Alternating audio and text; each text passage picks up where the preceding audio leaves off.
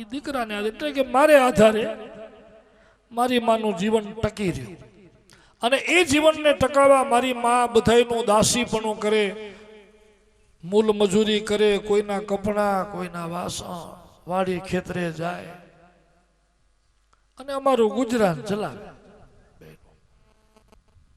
હવે એકવાર એવું બન્યું કે અમારા ગામમાં સંતો આવ્યા.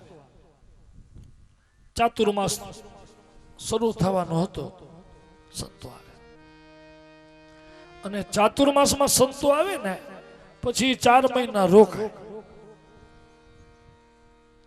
સંન્યાસ ધર્મમાં એવો નિયમ છે કે સંન્યાસીએ સંન્યાસ લીધા પછી 3 રાત્રિથી વધારે ક્યાંય રોકાવું નહીં. સંન્યાસ ધર્મમાં બધું મનાઈ બતાવી છો, એને મઠ ન કરવા, આશ્રમો ન કરવા.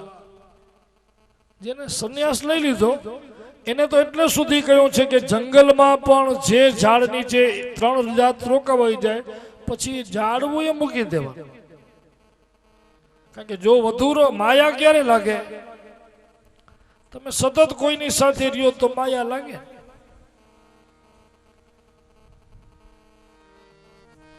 પણ ચાતુર્માસમાં શું કામ રોકાય? કે એ સમયમાં આવા બ્રિજ નતા. બ્રિજ એટલે પુલ. તેથી બધા નવલખી થઈને જતા. તેથી આ સુરજબારી નતો. આ પુલ થયા એટલે બધું ટૂંકો થઈ ગયું. તેથી નદી નાળા બધા ખુલ્લા હતા. હવે તો ગામમાં ઓવર બ્રિજ થાય છે. બોલો કે વાહને એકબીજામાં ભટકાય નહીં, કરો ઊંચા. એક સમય એવો હતો કે હતા જ નહીં પુલ, નદી નાળા બધા ખુલ્લા. અને ચોમાસામાં જે વરસાદ પડે તો રસ્તા બંધ થઈ જાય કે નહીં. આ સંન્યાસ ધર્મમાં રોકાવાનું એટલે લખ્યું હતું કે એમના બિસ્તરા પોટલા પલળી ન જાય, નદી નાળા રસ્તા બંધ થઈ ગયા હોય, રસ્તામાં વરસાદ પડે તો ક્યાં રહેવું. એટલે એમ બતાવ્યું હતું કે ચાતુર્માસમાં એક જગ્યાએ રોકાઈ જાય, સ્વ બચાવ માટે. એટલે એ નારદજી પોતાના પૂર્વ જન્મની કથા કહે છે વ્યાસજીને કે હું જ્યારે દાસી પુત્ર હતો અમારા ગામમાં સંતો આવ્યા ચાતુર્માસમાં. અને ગામમાં બધાને ખબર પડી સંતો આવ્યા છે.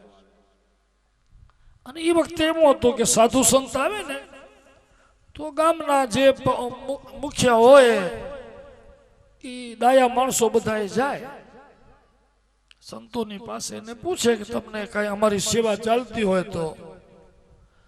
પછી જેની જેવી શક્તિ, કોઈ વાડી ખેતરવાળા હોય તો એ અનાજ દઈ જાય, કોઈ બેનો વળી આવીને એ ઘંટીથી દળી જાય, કોઈના વાડી ખેતરમાં શાકપાલ થતા હોય તો એ દઈ જાય, કોઈને ત્યાં દૂધાણું ઘણું હોય તો એ વળી દૂધ દઈ જાય. આમ ગામના માણસો બધા સેવા કરે. સાધુ એ વખતે એ સેવા લેતા. અને આ સાધુ સંત હોય ને એ પાછા મફતમાં જમે નહીં. એટલે જે કંઈ પણ મળે, જે સમાજ સેવા કરે તો સમાજનું મફતનું ખવાય નહીં. એટલે સંતો શું કરે? એમને સત્સંગ કરાવે, ધર્મનો ઉપદેશ કરે, ધર્મનું માર્ગદર્શન કરે, મનુષ્ય જીવનનું તત્વ સમજાવે, બ્રહ્મ જ્ઞાન આપે. આવું આદાન પ્રદાન કે પ્રજા સેવા કરે, એના બદલામાં સાધુ સંતો એને જ્ઞાન આપે. આવું ચાલે. હવે એ બધા સેવા કરતા પણ નારદજી કે મામે બહુ ગરીબ એટલે મારી માં શરીરથી સેવા કરે. એ સંતોના કપડાં ધોઈ દે, પાણી ભરી દે, વાસણ સાફ કરી દે, દરણા દળી દે. એ બધી સેવા મારી માં. હું ત્યારે 5 વર્ષનો. અને 5 વર્ષના બાળકને સત્સંગમાં બહુ આનંદ ન હોય, મન ન હોય. એ તો એની મસ્તીમાં હોય. અત્યારે જો આ કથા કીર્તન થતા હોય એમાં નાના બાળકોને એ જ્ઞાનનું શું મહત્વ હોય, એને હજી સમજણ ન હોય, એ આનંદમાં હોય. એટલે હું રમતો ત્યાં મારી માં સેવા કરે, ગામના માણસો આવે, સત્સંગ થાય.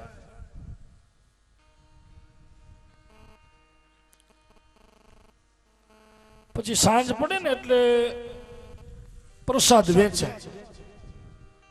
એ સંતો કાંઈક ને કાંઈક બનાવે રોજ અને બધાને દે. જે પ્રજા દઈ જાય, બહુ ફળ ફૂલ આવ્યા હોય તો એનો પ્રસાદ કરે, કઈ સામગ્રી આવી હોય તો એ પ્રસાદ કરે અને પાછું આપી દે ભગવાનને ધરાવી. પ્રસાદમાં પ્રસન્નતા છે. પ્રસાદ જમવાથી આપણી પાપ બુદ્ધિ દૂર થાય. આપણે પ્રસાદ એટલે લઈએ છીએ. તમે જોજો જ્યાં જઈએ ત્યાં નાની મોટું જે કાંઈ પણ પૂજા પાઠ હોય, કથા વાર્તા હોય, હવન હોમ હોય તો પ્રસાદ વેચાય કે નહીં? અને આપણે બધા ભાવથી લઈએ, ભગવાનને ધરીએ એ પ્રસાદ કહેવાય. એમાં મીઠાશ આવી જાય, મધુરતા આવે. પણ ઘણી વાર તો આપણા એમાંય કપટ હોય. તમે જોજો ઘરમાં સત્યનારાયણની કથા હોય ને તો બહેનોનું મન મોટું થઈ જાય. 2 ચમચા ઘી વધુ નાખી દે, બદામ પિસ્તા નાખે, આમ ખદબદતું બધું બનાવે. પણ એ જ શીરો જો સાસુ સારું કરવો હોય તો પછી જોજો ઘીનો હાથ ટૂંકો થઈ જાય વહુનો. અને પાછા વળી કોઈ એમ કહે કે આ ઘી ઓછું, તો કે માં ને પછી બહુ પચે નહીં ને, હાલચાલ ઓછી થાય. તો સત્યનારાયણ ભગવાનમાં જે બ્રહ્મ છે એ કઈ મામાં નથી, બાપામાં નથી, એમાં એ જ ભગવાન છે. તમે ભાવથી જમાડો, પ્રેમથી જમાડો. શાસ્ત્ર તો એમ કહે છે કે મંદિરમાં જવા કરતા પેલા ઘરમાં જે વડીલ હોય ને એની સેવા કરો. આ ચૈત્ર મહિનામાં જોજો ઘણા તો હેલું ઉઠકીને એવી ઉછળીઓ કરે, દીવા ઉઠકે, હેલું ઉઠકે, સવારના આમ જગમગ થતી હેલું લઈને જાય. પણ ઘરમાં એ માવતર બેઠા હોય, પતિ ઉઠીને બેઠા હોય અને હરામ જો ચા પાય તો ઉમાં જઈને પીપળે તમે જો રેડે પાણી, હાંડા ના હાંડા રેડે. હું એમ નથી કેતો પીપળે ન રેડજો, રેડજો તમ તમારે. પણ ઘરમાં ઉઠો ને ત્યારે પેલા જે વડીલ હોય એને પૂછીને લેવા જવાનું, તમને ચા પીવી છે? ચા બનાવી દો, મજાનું ગરમ કાંઈ શિરામણ હોય એ કરાવી દો. પતિ ઉઠ્યા હોય પતિને મજાની ચા બનાવી દો, આદુ મસાલા વાળી. આ બધું સેવા કરી પછી તમે જોજો એ તાંબડી લઈને કે હેલ લઈને જાજો, ઉટકેલી દાબડોમાં મૂકીને અનુભવ કરજો, હાથો હાથ પિતૃ લઈ લેશે. પણ ઘરના બધા દુખી થતા હોય ને તમે ઉમાં જઈને રેડો, એનાથી કઈ પિતૃ થોડા તરફ થાય.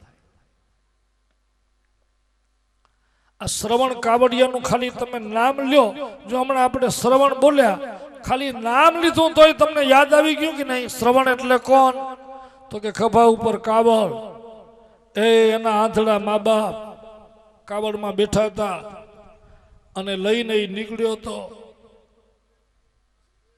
તીર્થ કરાવ્યા ને બધા. બોલો આજે આપણે બધાએ શ્રવણનું ખાલી નામ લઈએ તો તમને ચિત્ર યાદ આવી જાય. લ્યો, અમર થઈ ગયો ને આખા દુનિયામાં, જગતમાં. નકર શ્રવણે કાંઈ કોઈ મોટા મોટા મંદિર નથી બંધાવ્યા, નથી કુવા તળાવ કર્યા, નથી મોટા જગન કર્યા, કાંઈ કર્યું શ્રવણે? ખાલી તમે નામ લ્યો એટલે બધા એમ કે હા હા ઓ એની સેવા. એ કેનાથી જગતમાં પ્રસિદ્ધ થયા?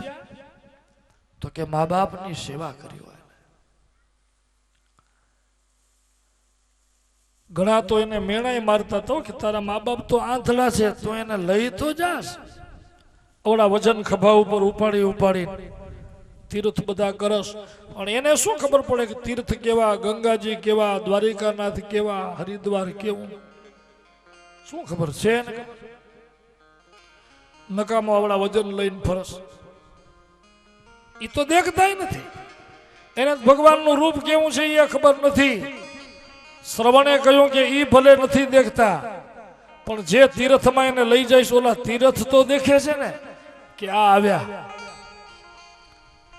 ઈ ભલે દ્વારકાનાથને નથી દેખતા પણ દ્વારકાનાથ તો જોશે ને કે મારો ભગત આવ્યો છે. ઈ જોઈ આ સેવા, સેવાનું ફળ અદ્ભુત છે. બધા સેવા કરે. હું નાનો પ્રસાદનો લોભ, પછી પ્રસાદ મળે ને એટલે નારદજી કે હું તો ઘંટડી વાગે એની વાટ જોઉં, સાંજ પડે ને કઈ ઘંટડી વાગે કઈ પ્રસાદ. અનુભવ કરજો, જે ગામમાં મંદિરમાં અમુક સમયે પ્રસાદ વેચાતો હોય ને એ ટાઈમ થાય એટલે તમે જોજો બારે છોકરાના ટોળા આવી જાય, સમય ઉપર પહોંચી આવે કે હાલો હમણાં જ ઘંટડી વાગશે, અને વાત જોઈને બેઠા હોય જેવી ઘંટડી વાગે પ્રસાદ મળશે. હું એ રાહ જોતો, મહાત્માનો એ પ્રસાદ જમતો, ભગવાનનો પ્રસાદ જમતા જમતા મારી બુદ્ધિ પવિત્ર થઈ, ભાવ પ્રગટ થયો. જ્યાં સુધી પાપ બુદ્ધિ હોય ને ત્યાં સુધી ભગવાનમાં પ્રેમ ન થાય. તમને મંદિરે જવાનું મન ન થાય, કથા સાંભળવાનું મન ન થાય, એટલે કે પ્રેમ ન થાય. ઘણી વાર આવવું પડે, વ્યવહારમાં આવવું પડે. ઘણી વાર જોજો કંકોત્રી હોય તો જવું પડે, બાપા એક દી જવું પડશે, ક્યાંક વ્યવહાર સાંચવાય આવવું પડે. ક્યાંક ગામમાં રહેતા હોઈએ તો એમ થાય કે બધા જાય ને આપણે આંગણે નહીં જઈએ તો આપણું ખરાબ લાગશે, એટલે ખરાબ ન લાગે એટલે ઘણા આવ્યો. તમે જોજો કથામાં આવે ને બધા જયારે નારાયણ નારાયણ થતું એમ તાળી વગાડતા હોય, ઓલાને ગમતું ન હોય પણ વળી એમ થાય કે આ બાજુવાળો જોશે તો ક્યાંક ખરાબ લાગશે કે આ બધા વગાડે. એટલે આમ ઘણી વાર સાચવવું પડે. આપણું મન જો એમાં પ્રસન્ન થતું હોય, માળા કરવામાં, ધ્યાન કરવામાં, તો તમારે નક્કી માની લેવું કે આપણી પાપ બુદ્ધિ છે. જ્યાં સુધી પાપ બુદ્ધિ હોય ત્યાં સુધી ભગવાનમાં રુચિ ન થાય, પ્રેમ ન થાય.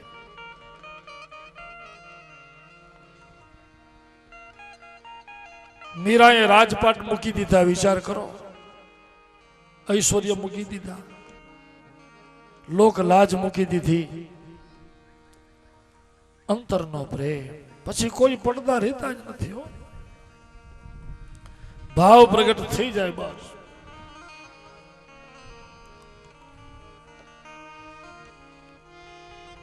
પાપ બુદ્ધિ દૂર થઈ જાય.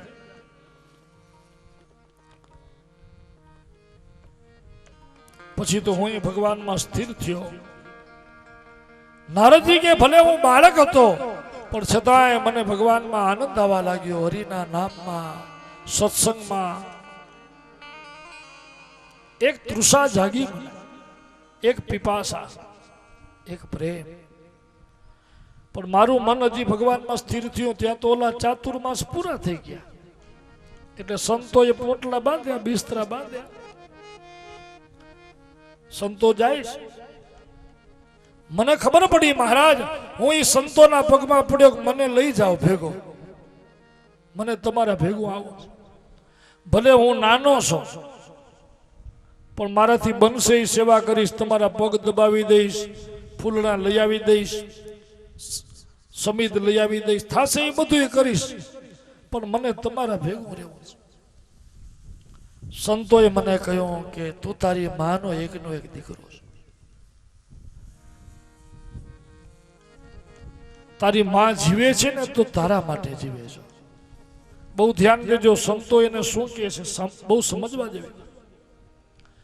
કે દીકરા, માતા પિતાને દુખી કરીને જે માણસ ભગવાન શોધવા જાય, હરિને મળવા, માતા પિતાને દુખી કરીને જે જાય એને કોઈ દી હરિ મળતા નથી. તીરથ તો એના ચરણમાં છે.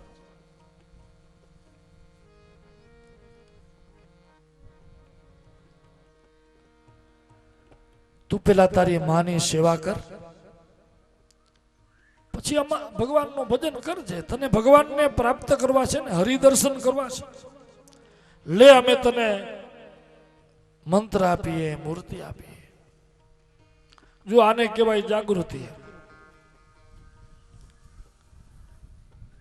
ભગવાનનું ભજન કર. એક મંત્ર આપ્યો એમને,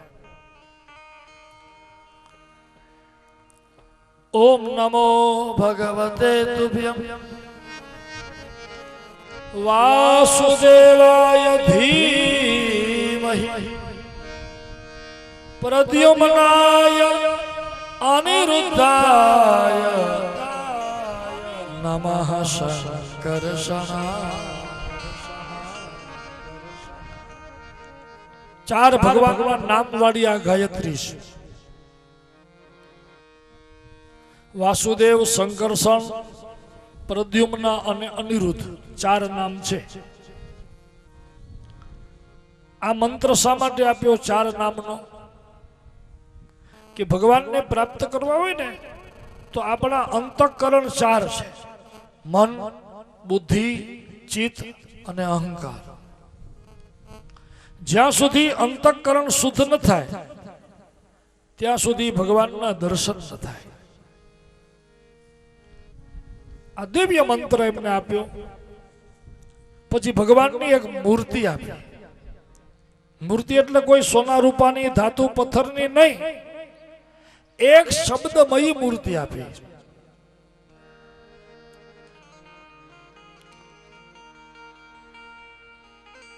સશંખ ચકરમ સકિરીટ કુંડલમ સપીત વસ્ત્રમ સરસી રૂહેક્ષણ સહાર વક્ષસ્થલ કૌસ્તુભમ શ્રિયમ નમામિ વિષ્ણુ શિરસા ચતુર્ભુજમ. ભગવાનનું એક સ્વરૂપ ચતુર્ભુજ રૂપ એમને આપ્યું કે આ સ્વરૂપને હૃદયમાં ધારણ કરજો. આ મંત્રનો તમે જપ કરજો. એક વખત ભગવાન જરૂર તમને મળશે, એકવાર દર્શન થશે. આટલું કહી માથા ઉપર હાથ મૂકી અને સંતો જાય છે. માની સેવા કરવાનું મને કહી ગયા. પછી હું માની સેવા કરું અને પછી જે સમય મળે ને એમાં એ સંતોની મૂર્તિ જે આપેલી હૃદયમાં પધરાવી અને એ મંત્રનો જાપ કરું. પણ જેવું મારું મન સ્થિર થાય ત્યાં વળી મારી માં આવે કે હાલ દૂધ પી લે, હાલ જમી લે, હાલ આમ. અનુભવ કરજો, બાળક નાનું હોય ને ત્યારે સતત એને ટોક ટોક કોણ કરે ખબર છે? માં. એને ખવડાવો, પીવડાવો, હવે નાઈ લે, હવે આમ કર. બેઠો બેઠો કઈ કરતો હોય ને તો એને ઘરમાં જોજો માં થોડી વાર ત્યાં એ સીધો બેસ, હે આમ કર, હે તેમ કર, આમ કર્યા કીધા જ કરતી હોય માં હોય.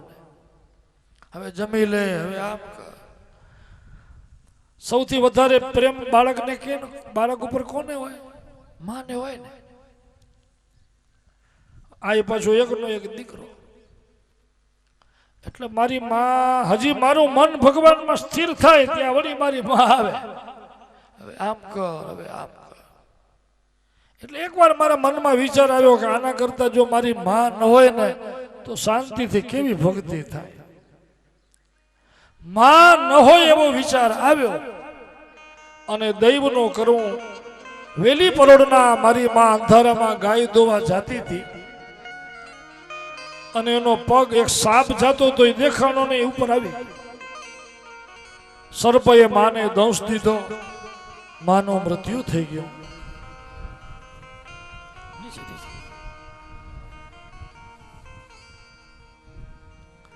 મારી માં મરણ પામી. હું ખૂબ રડ્યો. મારી માની ઉત્તર ક્રિયા કરી. પછી ઉત્તર દિશામાં પ્રયાણ કર્યું. યમુનાજીને કિનારે આવ્યો. યમુનાજીમાં સ્નાન કરી તન મનને પવિત્ર કરી હૃદયરૂપી આકાશમાં ભગવાનના સ્વરૂપને સ્થિર કરી અને મધુવનમાં ભગવાન ઉપર હું તપ કરવા લાગ્યો. ધ્યાન કરું છું, તપ કરું. દિવસો માસ વીતતા ગયા. એ જ ભગવાનનો અનન્ય રૂપનું ધ્યાન કરતા કરતા કરતા એકવાર મારા અંતરમાં ભગવાન પ્રગટ્યા. ભગવાન પ્રગટ થયા. અને ભગવાનનું તેજ કેટલું છે ખબર છે? કોટી સૂર્ય સમપ્રભા. ભગવાનનું તેજ કરોડો સૂર્ય જેવું છે. અને એ પણ પાછા મધ્યાહના સૂર્ય જેવું. ભગવાન પ્રગટ થાય તો દર્શન કરવા બહુ કઠિન છે. આપણે ઉગતા સૂર્યનો દર્શન કરવાનો શાસ્ત્રમાં શું કામ કહ્યું છે? કે ઉગતા સૂર્ય શાંત હોય. સૂર્ય ઉગતા હોય તો તમે દર્શન કરી શકો ને. 2 મિનિટ તમને જોવું હોય તો એમના દર્શન થાય. પણ એ સૂર્ય ધીમે ધીમે 12 વાગે જ્યારે ઉપર આવી જાય પછી તમે એમને કોઈ કહે કે હવે 5 મિનિટ દર્શન કરો, થાય? કારણ કે પછી તો તેજ વધી ગયો હોય. જો એક સૂર્યને આપણે જોઈ નથી શકતા તો ભગવાનનું તેજ તો કેવું છે ખબર છે? કોટી સૂર્ય સમપ્રભા. ભગવાનનું તેજ કરોડો સૂર્ય જેવો છે. આપણે એમ નહીં સમજવાનું કે આપણી અંદર આવે છે એ દેવ આવે છે, ભગવાન આવે. ઘણાના શરીરમાં આવતું હોય પણ એ તો ધ્રુજારી કહેવાય બાપા. ધ્રુજારી આવે, દેવી દેવતાઓ આવે, એમાં તેજ કહેવાય. હવે માતાજીનું તેજ કેવું ખબર? કોટી સૂર્ય, કરોડો સૂર્ય. હવે એ આપણી અંદર આવે તો આ શરીર સળગી ન જાય? રહી શકાય? તેજ બહુ દિવ્ય છે.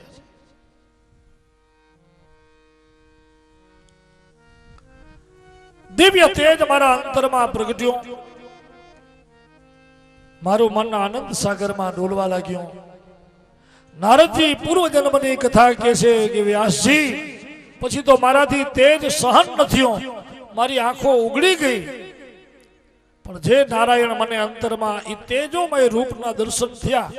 આંખ ઉગડ્યા પછી ભગવાનના દર્શન ન થયા. આગળ પાછળ આજુ બાજુ ઉપર બધું મેં જોયું, મને ભગવાન દેખાયા. એ સમયે આકાશવાણી થઈ કે દીકરા, હવે તને મારા દર્શન હમણાં નહીં થાય, પણ આ શરીર છૂટ્યા પછી તને મારા લોકની પ્રાપ્તિ થશે. પછી તો હું મૃત્યુની રાહ જોતો હતો. ભગવાનને મને મળવાની ઈચ્છા હતી.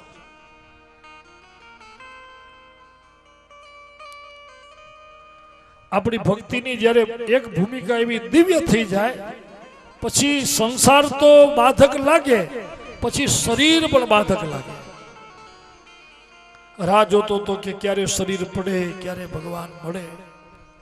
સમયાંતરે આ શરીર પડ્યું અને બ્રહ્માના ખોડામાંથી હું પ્રગટ થયો. નારદ એવું મારું નામ પડ્યું. પછી મને આ દિવ્ય સ્થાન પ્રાપ્ત થયું, પરમ પદ પ્રાપ્ત થયું. ભગવાન છે ને એ માણસની ભક્તિ જ હોય છે. આપણે આ બધું જે કરીએ છીએ મહત્વ ભાવનો છે. જો સંતોએ એને કહ્યું હતું કે તું તારી માની સેવા કર, તને બીજું કાંઈ કરવાની જરૂર નથી. એવું નથી કે અમારા ભેગો હાલીશ તો જ તને ભગવાન મળશે, આમે મળશે, જા. અને મળ્યા કે નહીં? એટલું જ નહીં, પરમ પદ પણ મળ્યું એને. જો ભજે હરિ કો સદા.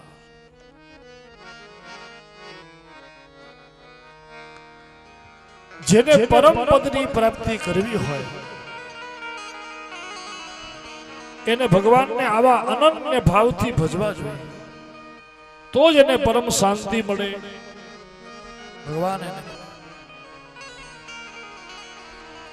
ભગવાન આપણું બાહ્ય રૂપ નથી જોતા. તમે કેટલા ત્રિપુંડ કર્યા છે, કંઠી માળા બધું ભલે આપણે પહેરવું જોઈએ પાવન થવા માટે, બધું ધારણ કરીએ, પણ પ્રેમ ન હોય, ભાવ ન હોય તો જો ભજે હરિ કો સદા, જો ભજે ભજે જો ભજે हरि को सदा वही परम पद पावेगा, वही परम पद पावेगा. जो भजे जो भजे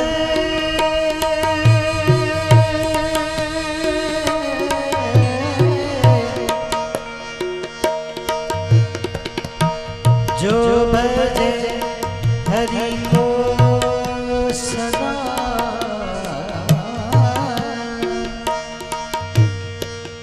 जो भजे हरि को सदा, सोई परम पद पावेगा, परम पद पावेगा.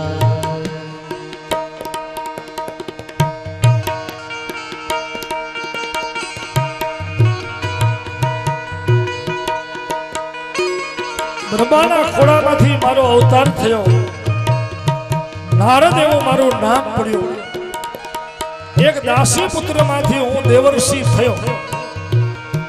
વિચાર કરો, ખાલી દાસી પુત્ર હતો, એક સંતોના સંગથી, સત્સંગથી હું જન્મ મરણના બંધનમાંથી છૂટી ભગવાનના પરમ પદને પામ્યા.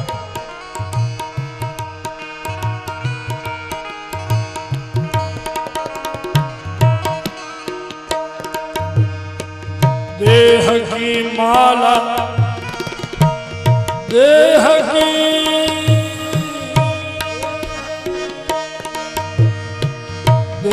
की माला और तिलक छाप, ये नहीं किस काम के. देह की माला, देह की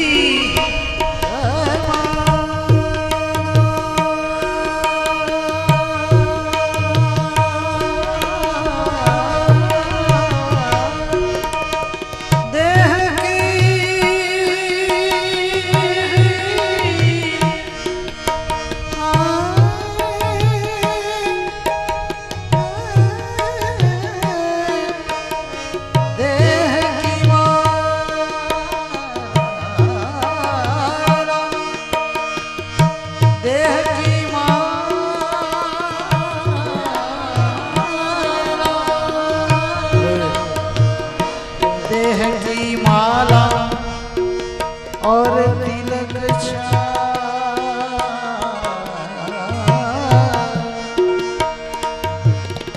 ये नहीं काम के. प्रेम भक्ति के बिना, प्रेम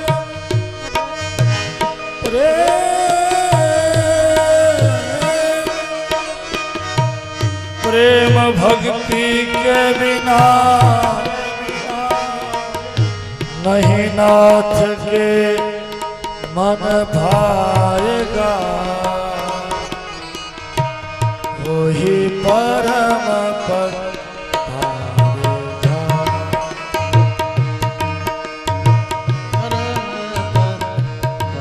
पावेगा. जो भजे जो भजे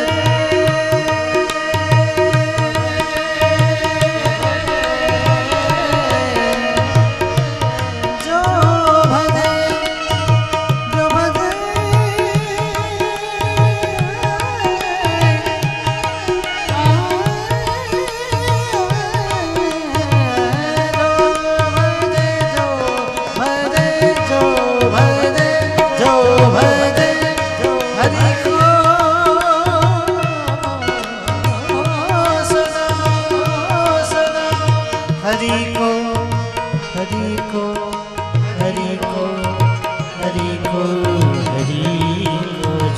भज हरि को सदा सोई परम पद पावेगा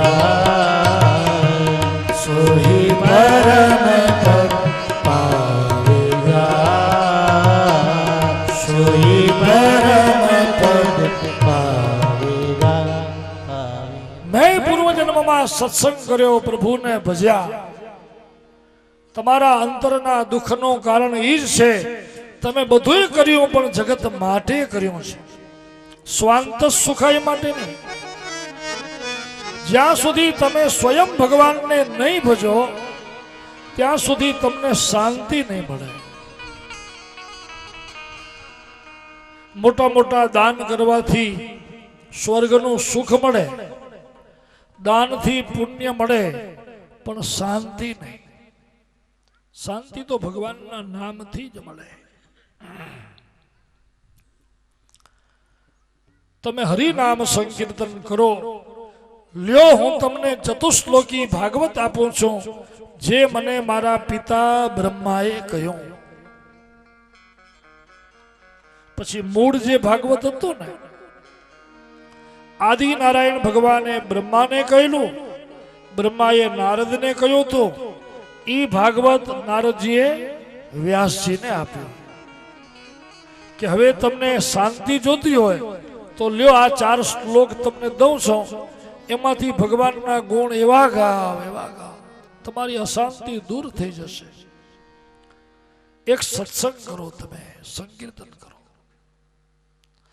અને પછી જે આ ભાગવત રૂપી શાસ્ત્ર રચ્યું ને આ ભક્તિ ગ્રંથ ભક્તિ જ્ઞાન વૈરાગ્ય ને દિવ્ય કરવાનું જે આ શાસ્ત્ર એમને રચ્યું એમાં ભગવાનના એવા ગુણ ગાયા 4 શ્લોકમાંથી વ્યાસ ભગવાને એનો વિસ્તાર કેટલો કર્યો 18,000 શ્લોક રચ્યા 12 સ્કંદ 335 અધ્યાય 18,000 શ્લોક અને 6.5 લાખ અક્ષરો આ દિવ્ય સંહિતા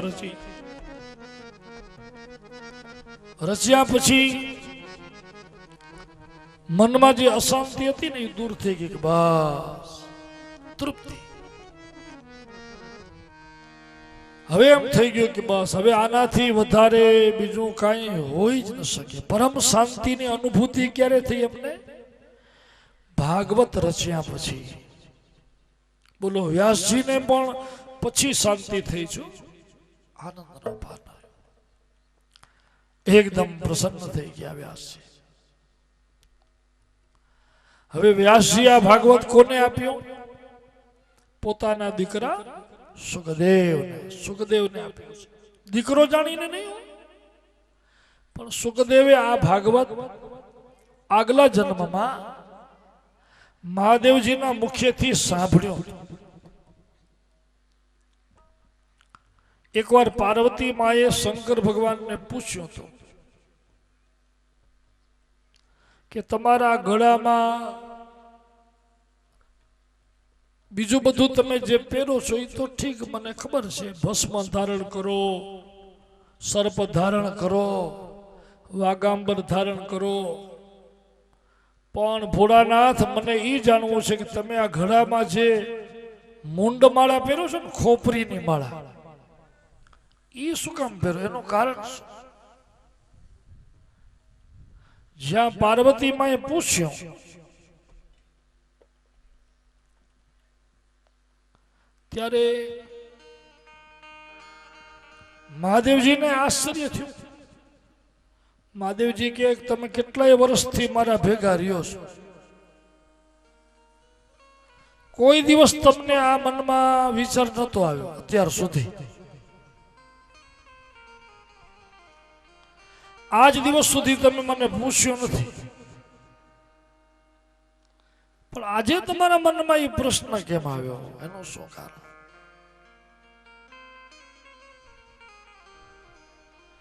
એટલે મહાદેવજીએ પૂછ્યું કે કોઈ આવ્યું હતું કૈલાસમાં કોઈ મળવા આવ્યું હતું કોઈ દર્શન કરવા આવ્યું હતું એટલે પાર્વતીજી કે હા નારદજી આવ્યા હતા જ્યાં એમ કહ્યું કે નારદજી આવ્યા હતા, બસ મહાદેવજી કે તો પછી આ ધંધો બધો એનો.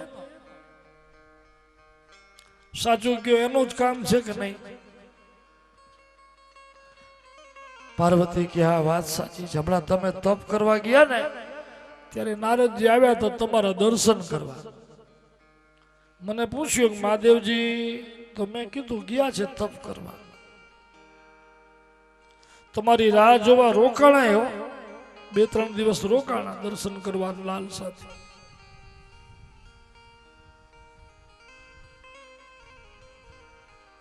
પછી મેં વળી પાર્વતીજી કે પૂછ્યું કે નારદજી રાહ જોવો છો, કઈ કામ નથી ને? તો કે કામ છે એટલે તો આવ્યો છું. એ કે શું કામ છે? મેં પૂછ્યું એટલે નારદજીએ મને કહ્યું કે મારે એટલું જ જાણવું છે કે મહાદેવજી આ મુંડમાળા શું કામ પહેરે છે. હવે મને તો ભેગા નથી થયા, તમે આવે ત્યારે પૂછજો તો ખરા, એટલે મને જાણવું છે. પાર્વતી કે હા એ તો મને કોઈ દી વિચાર નથી આવ્યો. આવા દો મહાદેવજીને આજે પૂછીએ.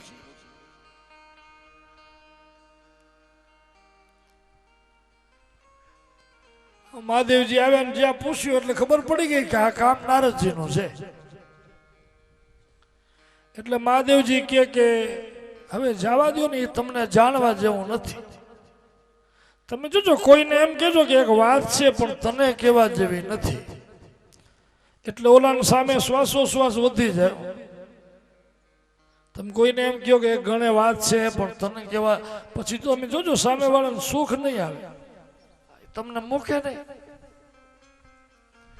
પછી કેટલાય વચન દે ને કે બાપા કોઈને નહીં કહું, તું ચિંતા ન કરજે, હૈયામાં જ રહેશે, ઉઠે નહીં આવે ને. આમ કેટલી તો બાંયધરીઓ દે કે આમ કહું તો કે, આમ કહું તો કે. હવે મહાદેવજીએ પાર્વતીને એમ કીધું કે વાત છે પણ તમને કહેવા જેવી નથી. બોલો હવે પછી પાર્વતીજીથી રહેવાય?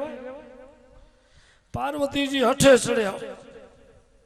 મહાદેવજીને કે ના હવે તમને કહેવું તો પડશે. એ મહાદેવજી કે દેવી પણ પછી તમને દુઃખ થશે? તો કે નહીં થાય, હું નહીં થાઉં દુઃખી, પછી હું વચન દઉં છું, તમે મને કહો. એટલે કહે છે કે જુઓ આ જેટલી ખોપરી છે ને તમારા એટલા અવતાર થયા છે. આ સંસારમાં સૌથી વાલા મને તમે છો. એટલે જેવો જેવો તમારો અવતાર પૂરો થાય એટલે એ મુંડજી હોય ને એ મારી આ માળા બનાવતો ગયો છું, એમાં પરોતો જાઉં. આટલા તમારા અવતાર થયા. આ મુંડમાળા જોઈને પછી તો પાર્વતી કે ઓહો મારા આવડા અવતાર થઈ ગયા. પછી તો દુઃખ થયું એમને કે હું નાસી ને તમે અવિનાશી, મારે અવતાર લેવાનું તમે અમર. પાર્વતીજી કે હવે મારે આવું નથી કરવું, હવે મને અમર બનાવી દો, હવે હું અવતાર નહીં લઉં. બસ હઠે ચડ્યા, ગમે એમ થાય મને અવતાર નથી લેવા. મહાદેવજી કે જો મેં તમને નતું કહ્યું તમને દુઃખ થશે. પણ હવે સ્ત્રી હઠ લે એટલે બધાને નમવું જ પડે ને બાપા. અને આપણે તો બધા પાછા અનુભવી છે એના જેટલા બેઠા છે. અંતે મહાદેવજીએ નક્કી કર્યું ચાલો હવે હું તમને અમર થવું છે તો એક એવી કથા સંભળાવું, એવું એક જ્ઞાન દઉં કે એ જ્ઞાનથી હવે તમને શરીર છોડવું નહીં પડે. પણ એ જ્ઞાન અભક્તને ન અપાય એટલે એવી જગ્યાએ આપીશ કે જ્યાં કોઈ જીવ ન હોય. એટલે એક હિમાલયનો મહાદેવજીએ ગણોને કહ્યું આ પર્વત ખાલી કરો. આખો પર્વત ખાલી કરાવ્યો, વૃક્ષ પણ નહીં, ઝાડવું એ નહીં, કોઈ જીવ નહીં, હું અને પાર્વતી બીજું કોઈ નહીં. મહાદેવજી લઈ ગયા પાર્વતીજીને નિર્જીવ પર્વત ઉપર એકાંતમાં. પછી મહાદેવજીએ કહ્યું કે જુઓ હું તમને જે જ્ઞાન કહું છું એ જ્ઞાન સામાન્ય જ્ઞાન નથી, દિવ્ય જ્ઞાન. અને હું જ્યારે તમને કહીશ ત્યારે સમાધિમાં કહીશ. આ ભાગવત શાસ્ત્રને સમાધિ ભાષાનો ગ્રંથ કહેવાય છે. વ્યાસજીએ જે રચ્યું ને ત્યારે સમાધિમાં રચ્યું છે. સુખદેવને કહ્યું સમાધિમાં. સમાધિ શબ્દનો અર્થ થાય છે ધ્યાનપૂર્ણ. સમાધિ કોને કહેવાય? મનને સમ કરી લેવા, મન નિષ્ઠા સમા, એક સ્થિર કરી દેવું, સમભાવ. અથવા તો સમાધિનો બીજો અર્થ થાય છે જ્ઞાનની પરાકાષ્ઠા. એને સમાધિ, જ્ઞાનની પરાકાષ્ઠામાં જે પહોંચી જાય એને સમાધિ કહેવાય. બાકી આંખ બંધ કરીને આપણે બેઠા હોઈએ અને ઘણી વાર આજુબાજુમાં વાયરા મજાના વાતા હોય, પ્રભાતિયા ગવાતા હોય અને સુઈ જાય, એ સમાધિ નહીં. નિંદ્રો મજાને આવી જાય કહેવાય ખરી સમાધિ, પણ એ જ્ઞાનની પરાકાષ્ઠા નહીં, એ ઇન્દ્રિયોની પરાકાષ્ઠા. મહાદેવજી જે કથા કહી છે એ સમાધિમાં કહી છે કે હું આંખ બંધ કરીને કથા કહીશ, તમારે સાંભળવાની, અને વચ્ચે તમારે ખાલી થોડી થોડી વારે ભગવાનનું સ્મરણ કરવાનું, હરે નમઃ એમ બોલજો. તમારો એ અવાજ જ્યાં સુધી મને સંભળાતો રહેશે ત્યાં સુધી કથા કહેતો રહેશે. જો એ તમારું હરે નમઃ બંધ થઈ જશે તો કથા બંધ.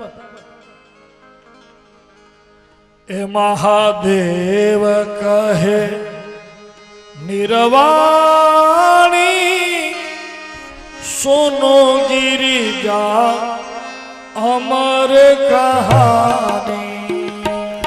મહાદેવ કહે નિર્વાણી સુનો ગિરિજા અમર કહાની. મહાદેવ કહે નિર્વાણી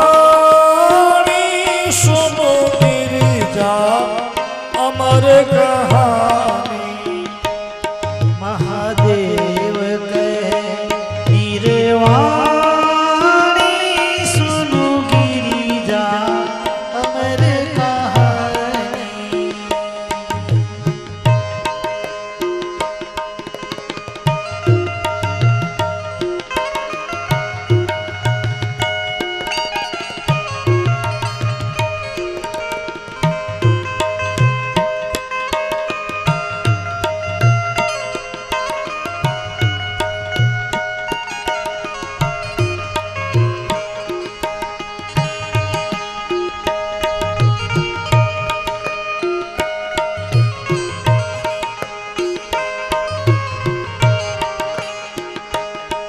जब प्राण अपान मिलावे तब कुंडलियां उठ जावे.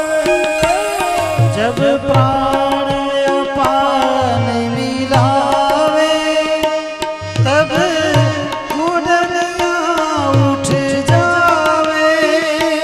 जब प्राण अपान मिलावे तब कुंडलियां उठ जावे.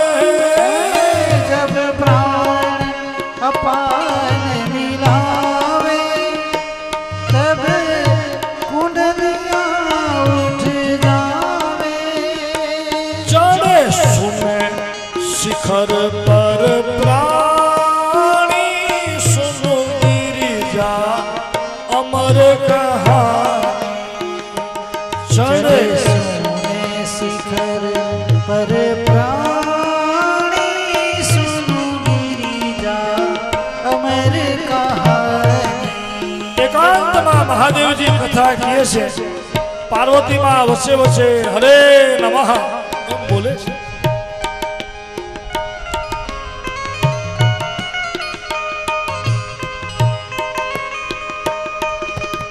અને એ અમર કથા એટલે બીજી કોઈ નહીં. એ અમર કથા કઈ તો કે આ શ્રીમદ ભાગવત શાસ્ત્ર સૌથી પહેલું મહાદેવે કહ્યું છે.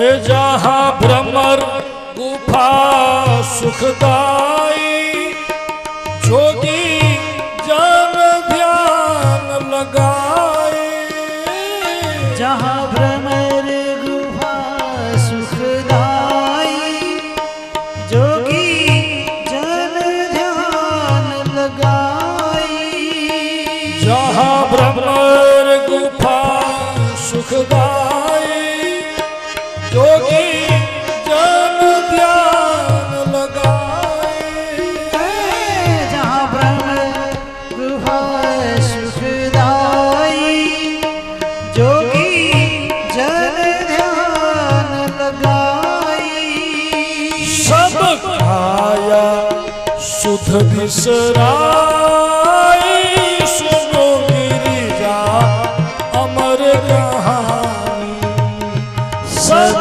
आया सुध बिसराई सुनो गिरिजा अमर कहानी हो सुनो गिरिजा अमर कहानी ओ सुनो गिरिजा अमर कहानी हो सुनो गिरिजा अमर कहानी ओ सुनो गिरिजा अमर कहानी કથા સાંભળતા સાંભળતા પાર્વતી માને ઝોલું આવી ગયું બોલો ઊંઘ આવી ગઈ અને કથામાં ઊંઘ આવ્યો કથામાં કદાચ ઝોલું આવે ખોટું એ નથી આવી જાય ઘણી વાર કારણ કે કથામાં મન તમે સ્થિર કરો આવી જાય આમ તમે જોજો રાતના 2 વાગ્યા સુધી મજાના ડાયરા કરીને બેઠા હો એ તડાકા મરાતા હોય કેવી ને કેવી વાતો થતી હોય ઊંઘ ના આવે આવે એમાં ઘણા તો જાણે રાત પડે ને દી ઊંઘ્યો વાટ જોઈને બેઠા હોય આવો આવો તો રિયાણ કરી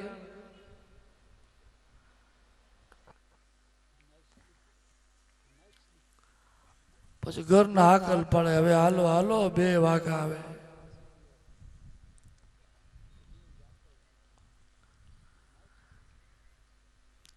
પણ કથામાં તમે જોજો અડધો કલાક તમે ધ્યાનથી બેસો તો આવી જાઓ એનું કારણ શું આમ ઊંઘ ના આવે એનું કારણ એ છે કે તમે ઘરમાં ભલે બધી સગવડો હોય પણ મન સંસારના વિષયોમાં હોય અને સંસારના બધા વિષયો છે એ ચિંતાકારક છે ને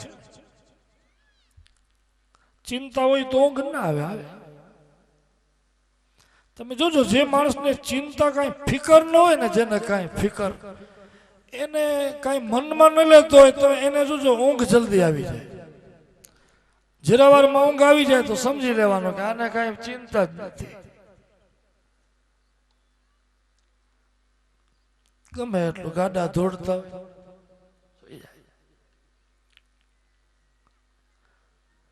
ઘરમાં આપણે કાંઈક ચિંતા હોય નહીતર તો બધું મજાનું હોય પલંગ થયા હોય માથે પંખા ફરતા હોય લાંબા થયા હોય પણ કેવડા પડખા ફેરવા પડે લ્યો અને અહીંયા જો આમ બેઠા હોય પલાઠી વાળીને કાંઈ સગવડ હોય ક્યાંક જમીન ઊંચી નીચી હોય સરખું બેસવું પડે પણ છતાં અહીંયા આવી જાય લ્યો કારણ કે મન જેવું તમે ભગવાનમાં સ્થિર કરો ને એટલે સંસારની જે ચિંતા હોય જેવું ભગવાનમાં મન સ્થિર થાય એટલે ચિંતા હટી જાય ચિંતા દૂર થાય એટલે મન શાંત થાય મન શાંત થાય એટલે ઇન્દ્રિયો શાંત થાય અને ઇન્દ્રિયો શાંત થાય એટલે શરીર શાંત થાય પાર્વતી માને ઝૂલો આવી ગયો લ્યો હરે નમ બંધ થઈ ગઈ હવે બન્યો કેવું કે ઓલો હિમાલય જે ખાલી કરતા હતા ને ઘણો મહાદેવના એમાં એક ઝાડ ઉપર પોપટ એનું ઈંડું રચતું હતું એના માળામાં ઈ ઈંડું ઓલા બરફમાં હાલ્યો ગયો હતો અને બરોબર મહાદેવજીએ કથા શરૂ કરી ત્યારે ઈ પોપટના ઈંડામાંથી બચ્ચું જન્મ્યું અહીંયા કથાનો આરંભ કરવાનો આ બચ્ચાનો જન્મ થયો આ જીવ જન્મ્યો એટલે જન્મતાની સાથે જ એને સૌથી પહેલું પોષણ શું મળ્યું? તો કે મહાદેવના મુખેથી અમૃત કથા. બોલો. હવે ભગવાન શંકરના મુખેથી આ અમર કથા, અમૃત કથા, સીધું એ જ મળ્યું પોપટને. અને જ્ઞાન રૂપી આ અમૃત મળ્યું એટલે પક્ષીની યોનિમાં પણ એને જ્ઞાન પ્રાપ્ત થઈ ગયું મહાદેવના મુખેથી. નહીતર પોપટ કોઈ દી કઈ બોલે હરે નમઃ, પણ આ જ્ઞાન થયું ને પછી તો પોપટને એવી મજા આવતી હતી કથામાં. એને એમ થયું કે આ માતાજી સુઈ ગયા, હરે નમઃ બંધ થઈ ગયો, અને હરે નમઃ બંધ થશે તો કથા બંધ થઈ જશે. હાલો હું બોલું. પોપટનું બચ્ચું મંડ્યું બોલવા, હરે નમઃ. હવે ક્યાં પક્ષીનો અવાજ, ક્યાં મનુષ્યનો અવાજ. મહાદેવજીને સમાધિમાં અવાજ બદલ્યો એટલે ખબર પડી કે આ કોણ બોલ્યો. જ્યાં મહાદેવજી આંખ ઉગાડી તો પાર્વતીજી સૂતા, તો આ બોલ્યો કોણ? ઓલા પોપટના બચ્ચાને મહાદેવજીનું રુદ્ર રૂપ જોયું ને, હાથમાં ત્રિશુલ, એટલે બચ્ચો બીનો ભાગ્યો. મહાદેવજીએ ત્રિશુલ મૂક્યો, પાછળ ત્રિશુલ. વ્યાસપત્ની પાણી ભરીને વળતા હતા, એના શરણે થઈ ગયો. એ જીવ એના અંદર આવ્યો. બ્રહ્મ હત્યાથી તો મહાદેવજી પણ ત્રિશુલ પાછું વાડી લે. વ્યાસપત્ની પાસે આવી ગયું, શરણે આવી ગયું, એટલે મહાદેવજી ત્રિશુલ પાછું વળી ગયું કે ના ના, આ જીવ કોઈ અધમ નથી, અધિકારી છે. અધિકારીને મળે, અધમને ન મળે. આ કોઈ અધિકારી.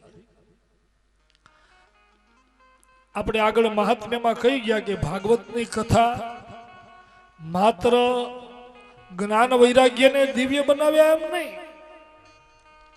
આ કથા તો એવી છે કે જેના કાને પડે મોઢા મોઢા સઠાયે પશુ પક્ષીનો સર્વે નિષ્પાપ ધમા ભવંતિ. કોઈ પણ પશુ પક્ષીણોત્ર સર્વે નિષ્પાપ તમા ભવંતિ. મૂઢા સઠાયે પશુ પક્ષીણોત્ર. દિવ્ય જીવોનું તો કલ્યાણ કરે જ છે, પણ ભાગવત કથા તો કોઈ મૂઢ હોય, સઠ હોય, પાપી હોય, ભૂત પ્રેત યોનિમાં હોય. કાલે આપણે કહી ગયા ને બધું. પશુ પક્ષીનો આપણા કથાના શબ્દો જેના જેના કાને પડે, પંખીઓના કાને પડે, પશુના કાને પડે, અંતરિક્ષમાં કોઈ જીવ હોય, સૂક્ષ્મ જગતમાં જે જેના કાને આ ધ્વનિ પડે ને, એ જીવનું કલ્યાણ થઈ જાય. આ પક્ષીની યોનિમાં હતો સુખદેવ, પછી વ્યાસપત્નીના ઉદરમાં. કારણ કે મહાદેવના જ્ઞાનથી એને અમરત્વ મળી ગયું. પાર્વતી માને તો અમરત્વ મળ્યું, પછી એમનો અવતાર નથી થયો બીજો, પણ આને અમરત્વ મળ્યું, સુખદેવને પણ અમરત્વ. પછી બાળક રૂપે વ્યાસના પત્નીના ઉદરમાં આવ્યા. 1 વર્ષ ગયું, 2 વર્ષ ગયા, પણ અવતાર નતા લેતા. ઓલું ભાગવત જે સાંભળ્યું ને, મહાદેવના મુખેથી વૈરાગ થઈ ગયો કે મારે સંસારમાં આવવું નથી. એમ લખ્યું છે કે 12 વર્ષ સુધી માના ઉદરમાં રહ્યા સુખદેવજી મહારાજ. 12 વર્ષ સુધી બાળક જન્મે નહીં, તો વિચાર કરો એ માં, એ પ્રસૂતા, એનું શું થાય? એટલે વ્યાસજીએ કહ્યું એને ગર્ભમાં કે હે દીકરા, તમે અવતાર કેમ નથી લેતા? અને તમે જો અવતાર નહીં લ્યો તો તમારી માં દુઃખમાંથી મુક્ત કેમ થશે? ત્યારે અંદરથી જવાબ આવ્યો, પિતાજી મને વચન આપો કે મને સંસારની કોઈ માયામાં તમે બાંધશો નહીં તો અવતાર લો. મને માયામાં નથી આવો. વ્યાસ ભગવાને વચન આપ્યું અને 12 વર્ષે સુખદેવજી મહારાજ મંગલ સમયે અભિજીત સમયમાં પ્રગટ થયા છે. આકાશમાં ઘન ઘન દુંદુભી નાદ થયા, ગંધર્વો ગાવા લાગ્યા, દેવગણો પુષ્પવૃષ્ટિ કરી જય જયકાર કર્યો. બોલો સુખદેવજી મહારાજ કી. સુખદેવજી મહારાજ અવતર્યા છે. અવતર્યા હમણાં પણ હતા તો 12 વર્ષના. સીધા પગે લાગ્યા, પ્રગટ થઈને મા બાપને પગે લાગ્યા અને કહી દીધું કે દિયો રજા, હું જાઉં છું. ઉપડી જ ગયા. હવે જન્મતાની સાથે જેને વનનો માર્ગ લઈ લીધો એ દીકરાને જોઈને વ્યાસજી પાછળ દોડે છે, બૂમો પાડતા પાડતા, એ દીકરા, એ દીકરા. યમ પ્રવ્રજન તમનુપેતમપેત કૃત્યમ દ્વૈપાયનો વિરહકા તર આજુહા. પુત્રેતિ તન્મયતયા સર્વોభిનેન્દુ તમ સર્વભૂત હૃદયમ મુનિમાં તમ સર્વભૂત હૃદયમ મુનિમાં યમ પ્રવ્રજન તમનુપેતમપેત. આ સુખદેવજી મહારાજ છે ને એમના કોઈ સંસ્કાર નથી થયા. આપણે તો જો જે બાળક જન્મે એના 16 સંસ્કાર કરવા પડે એમ શાસ્ત્ર કહે છે. જન્મના સંસ્કાર, નામકરણ સંસ્કાર, અન્નપ્રાશન સંસ્કાર બધા કરવા પડે. ઘરથી બારે કાઢવું હોય તો બહિર નિષ્ક્રમણ સંસ્કાર, વિદ્યારંભ સંસ્કાર. પણ સુખદેવજી મહારાજનો કોઈ સંસ્કાર જ નથી થયા. નામે નથી પાડવામાં આવ્યું. આ સુખદેવજી જે નામ છે ને એ તો આપમેળે પડી ગયું પોતાને મેળે. આગલા જન્મમાં પોપટ હતા, પોપટને સંસ્કૃતમાં સુખ કહેવાય. પોપટ માંથી આવો દૈવી અવતાર થયો એટલે નામ પડી ગયું સુખદેવ. બાકી નથી એમની જનોઈ દેવાણી, નથી એમનું નામકરણ થયું, નથી કોઈ સંસ્કાર થયા. અને નતું લંગોટી જેમ જન્મ્યા ને દિગંબર રૂપે જન્મ્યા એમને એમ નીકળી ગયા.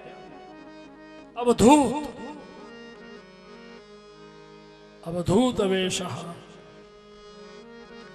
પાછળ પિતાજી જાય છે દોડતા દોડતા, એ દીકરા ઉભા રહ્યો, ઉભા રહ્યો, ઉભા રહ્યો.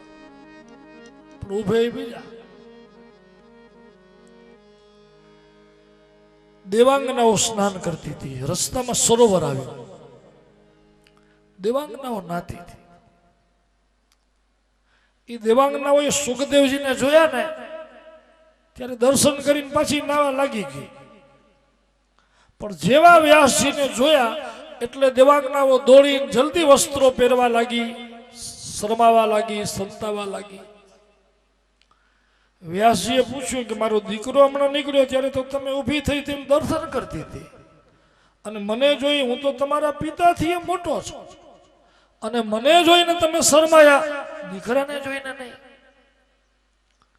ઓલી અપ્સરાઓ કે છે ક્ષમા કરજો મહારાજ, માઠું ન લગાડતા, પણ તમારામાં ભેદ બુદ્ધિ છે કે આ પશુ છે, આ પક્ષી છે, આ વૃક્ષ છે, આ પુરુષ છે, આ સ્ત્રી છે, આ બધા લિંગ ભેદ છે. પણ તમારા દીકરા જે અહીંયાથી નીકળ્યા ને એમનામાં કોઈ લિંગ ભેદ જ નથી. એ તો સર્વમાં બ્રહ્મનું દર્શન કરે છે, એને ભેદ જ નથી કે આ પુરુષ છે કે આ સ્ત્રી છે. પછી કોઈ શરમાવાની વાત, અભેદ છે. સર્વભૂત હૃદયમ મુનિમાનતોસ્મિ. સર્વભૂત હૃદય છે. સુખદેવજી મહારાજને જગત ગુરુ કયા છો. સુખદેવજી મહારાજને વિચલિત કરવા ઇન્દ્ર મહારાજે એક દેવાંગના મૂકી હતી, એનું નામ હતું રંભા. રંભા વર્ષો સુધી સુખદેવજી મહારાજને મોહવા માટે ઇન્દ્રને બીક લાગી કે આવો યોગી કાંઈ મારું લઈ નહીં લે ને. આ સત્તાની બીક બધાયને બહુ હોય. ઇન્દ્રને એમ હતું કે મારું ઇન્દ્રપદ હાલ્યું ન જાય, એટલે ઓલે રંભાને કે જાવ આને મોહિત કરો. રંભા કેટલાય દિવસ એની પાસે આશ્રમની આજુબાજુ નાચે ગાય સુંદર કેટલાય એને ચરિત્રો કર્યા. પછી 7-8 વર્ષે એ કંટાળી રંભા. પછી એક દિવસે સુખદેવજી મહારાજને કહે છે કે સંસારમાં પુરુષો તો મેં ઘણા જોયા, કેવા કેવા કાંતિમાન તેજસ્વી તપસ્વી કેટલાય પુરુષો જોયા, પણ આ જગતમાં તમારા જેવો કોઈ પુરુષ નહીં હોય. મને તો એમ છે કે તમને કાંઈ જ્ઞાન જ નથી. એ મહારાજ તમે આવા યુવાન, હું એ નવયૌવના, આવી સુગંધી મારી કમનીય કાયા, દિવ્ય મારી કાયા, મારામાં મોટા મોટા ઋષિઓ ધ્યાની જ્ઞાનીઓ મોહિત થઈ ગયા છે, અને હું આજે વર્ષો થયા તમારી આગળ પાછળ ફરું છું, ગાઉં છું, નાચું છું, આવા સુગંધમય મારા શરીરને લઈ, અને તમને મારા સામે ન જોયું. દેખતમ નરમ વૃથાગતમ તવ મનુષ્ય જીવનમ. રંભા એમ કે છો કે વૃથા ગયો તમારું મનુષ્ય જીવન, કે મારા જેવી સુંદર સ્ત્રી જોઈને તમે મોહાયા.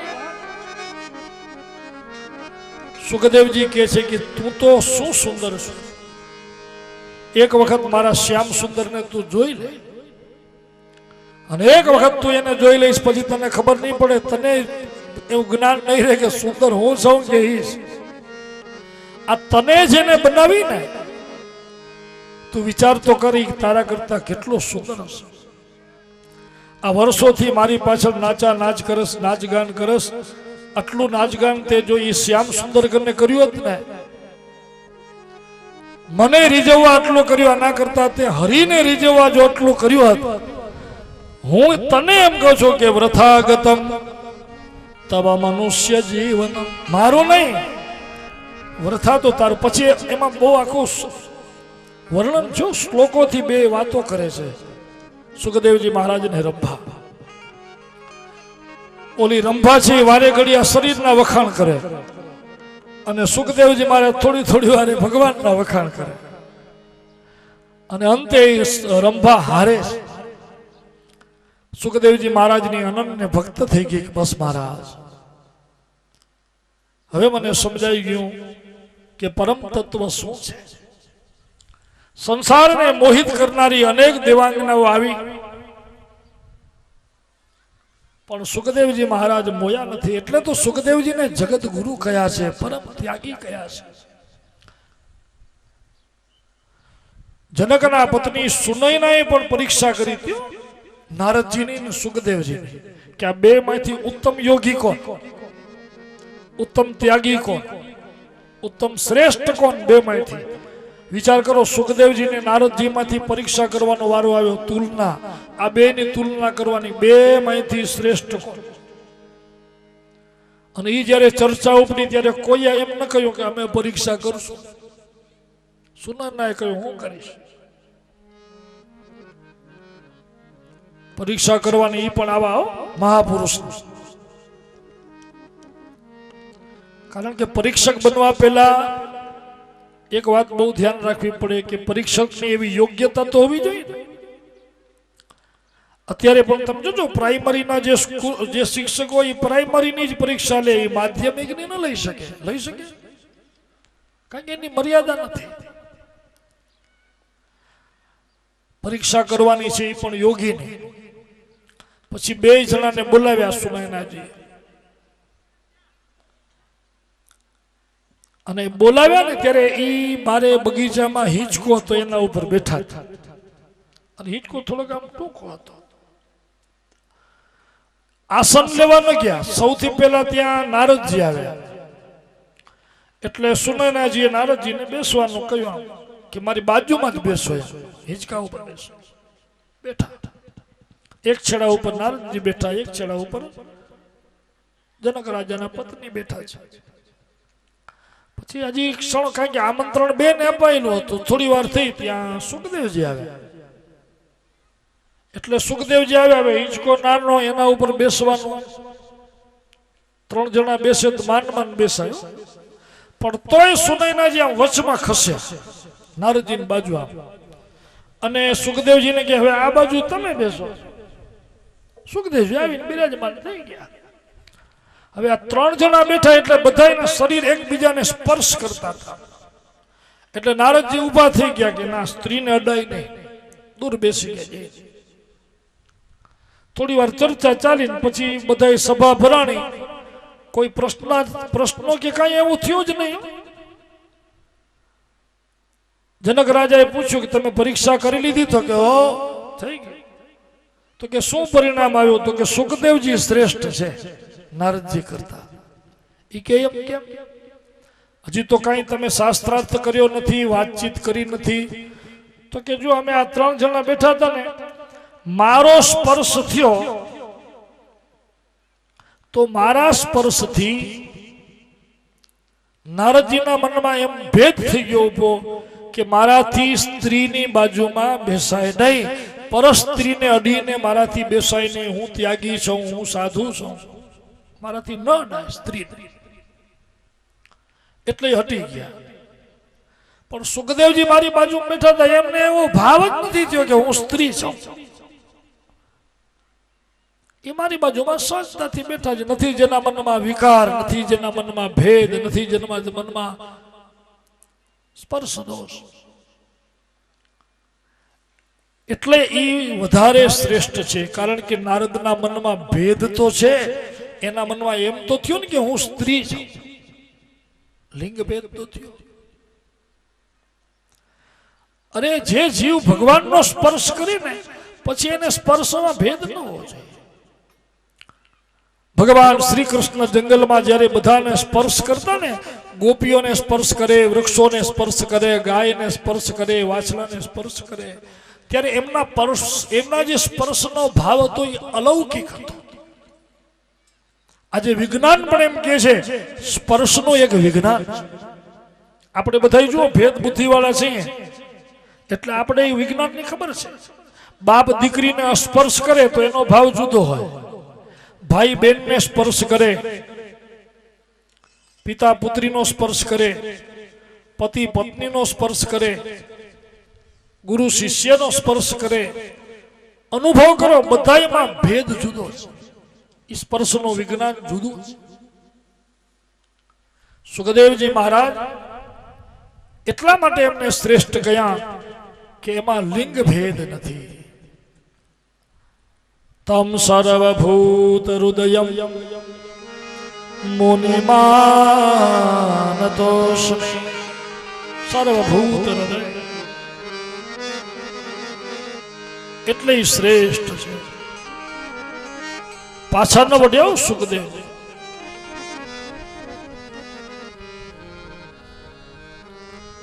વ્યાસજીને થયું કે આહા, હું આટલો બધો મોહાંત થયો છું. હવે એ સુખદેવજી મહારાજ વનમાં નીકળી ગયા.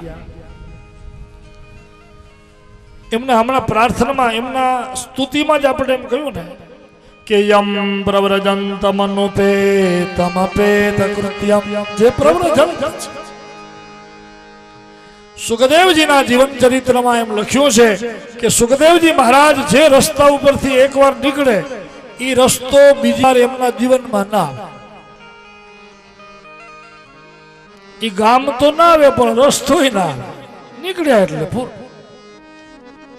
હવે એ સુખદેવજી મહારાજ નીકળી ગયા, એને શોધવા ગયા. વ્યાસજીએ ભાગવત રચ્યું ને,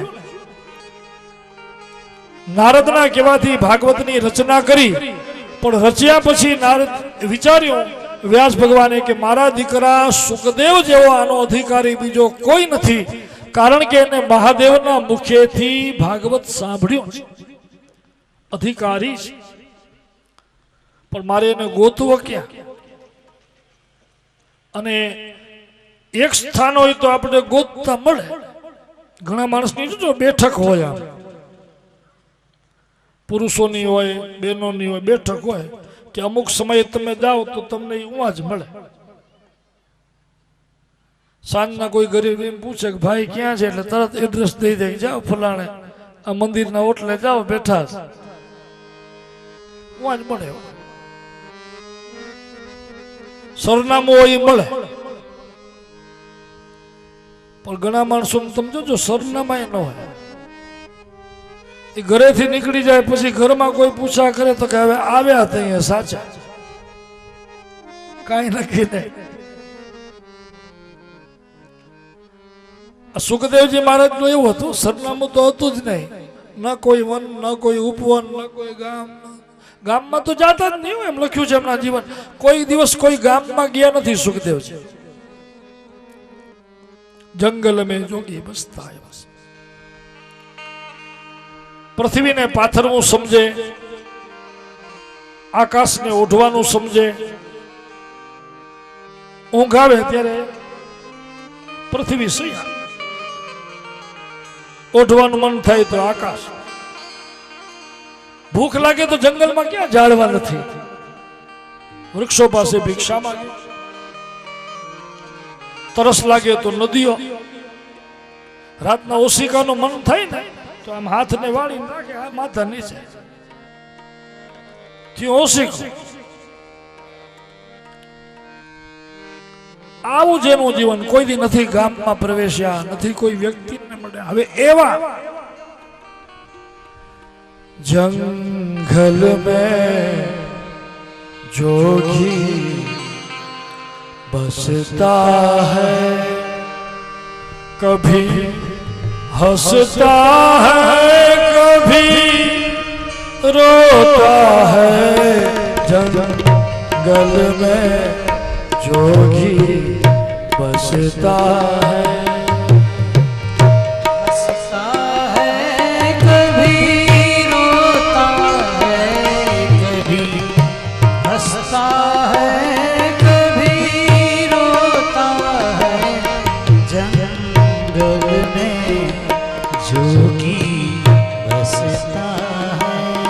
એમની મસ્તીમાં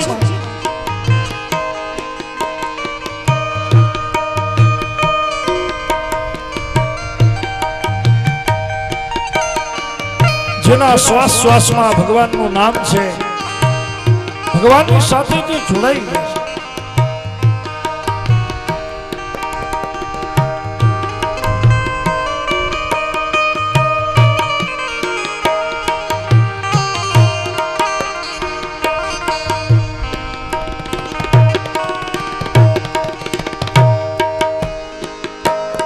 मुझे बादल स्नान कराते हैं, मुझे पक्षी गीत सुनाते हैं. मुझे बादल स्नान कराते हैं,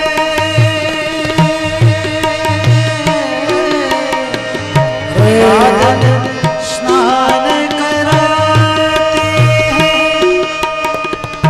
पंछी सुनाते हैं.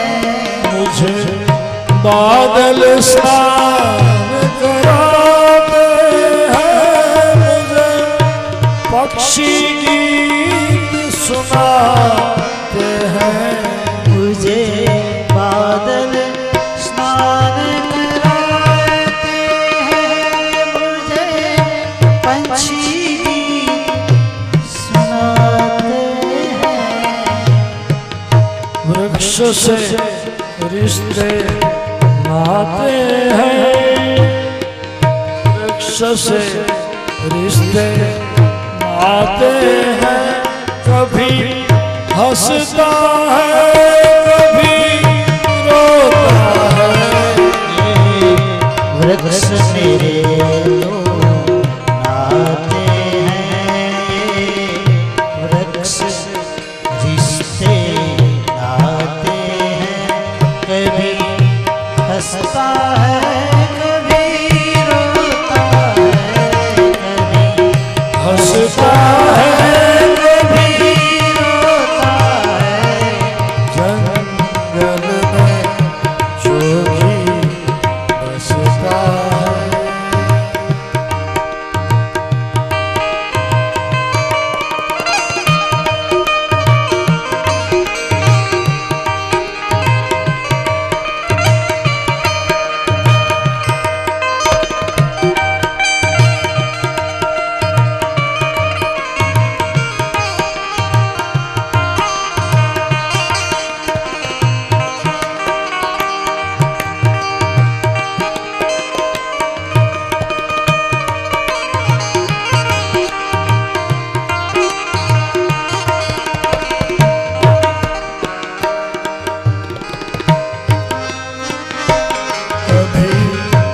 फिरता है नंगा नंगा,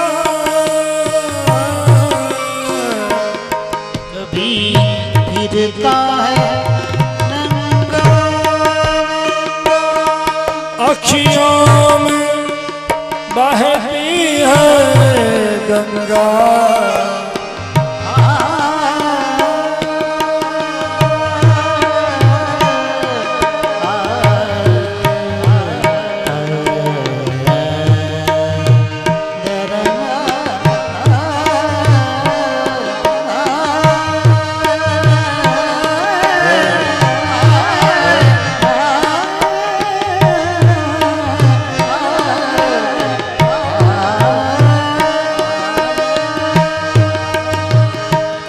कभी फिरता है नंगा नंगा,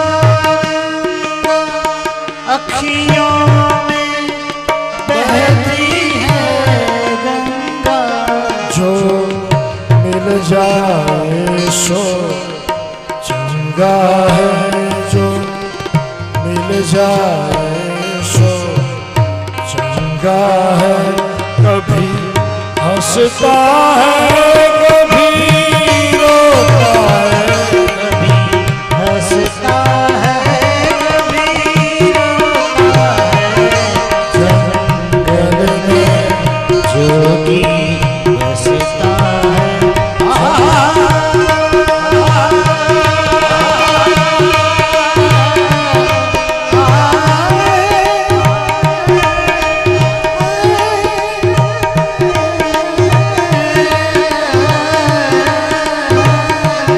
जोगी जोगी जोगी जोगी जाने नहीं कपड़े रंगे से क्या हुआ, जोगी जोगी जाने नहीं कपड़े रंगे से क्या हुआ, जब आप घर रंगा नहीं पर घर रंगे से क्या हुआ, जंगल में जोगी बसता है, जब हंसता है कभी रोता है, कभी हंसता है। बोलिए सुखदेव जी महाराज की। यम प्रव्रजन्तमनुपे तमपेत कृत्यम, दैपायनो विरह कातर आजुहा। ભાગવત કેવું છે સુખદેવજીને, પણ એક રસ્તા ઉપરથી બીજી વાર ન નીકળે આવી જેની ગતિ છે. હવે એ સુખદેવજીને આ વિશાળ સંસારમાં ગોતવા ક્યાં, ક્યાં શોધવા, જેનું એક સ્થાન નથી, સરનામું નથી.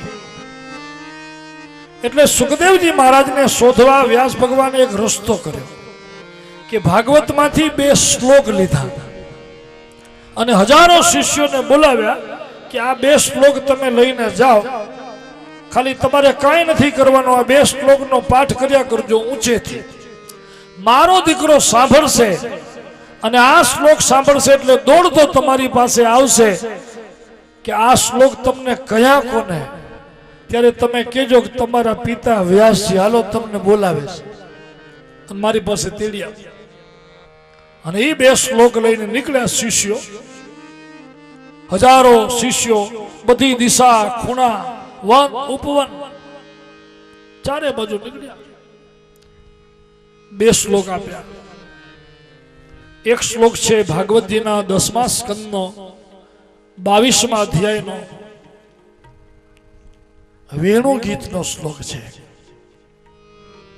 એમાં ભગવાનના રૂપનું વર્ણન છે કે ભગવાનનું સ્વરૂપ કેવું છે. બરહાપીણમ નટવરવપુઃ કર્ણયો કર્ણિકારમ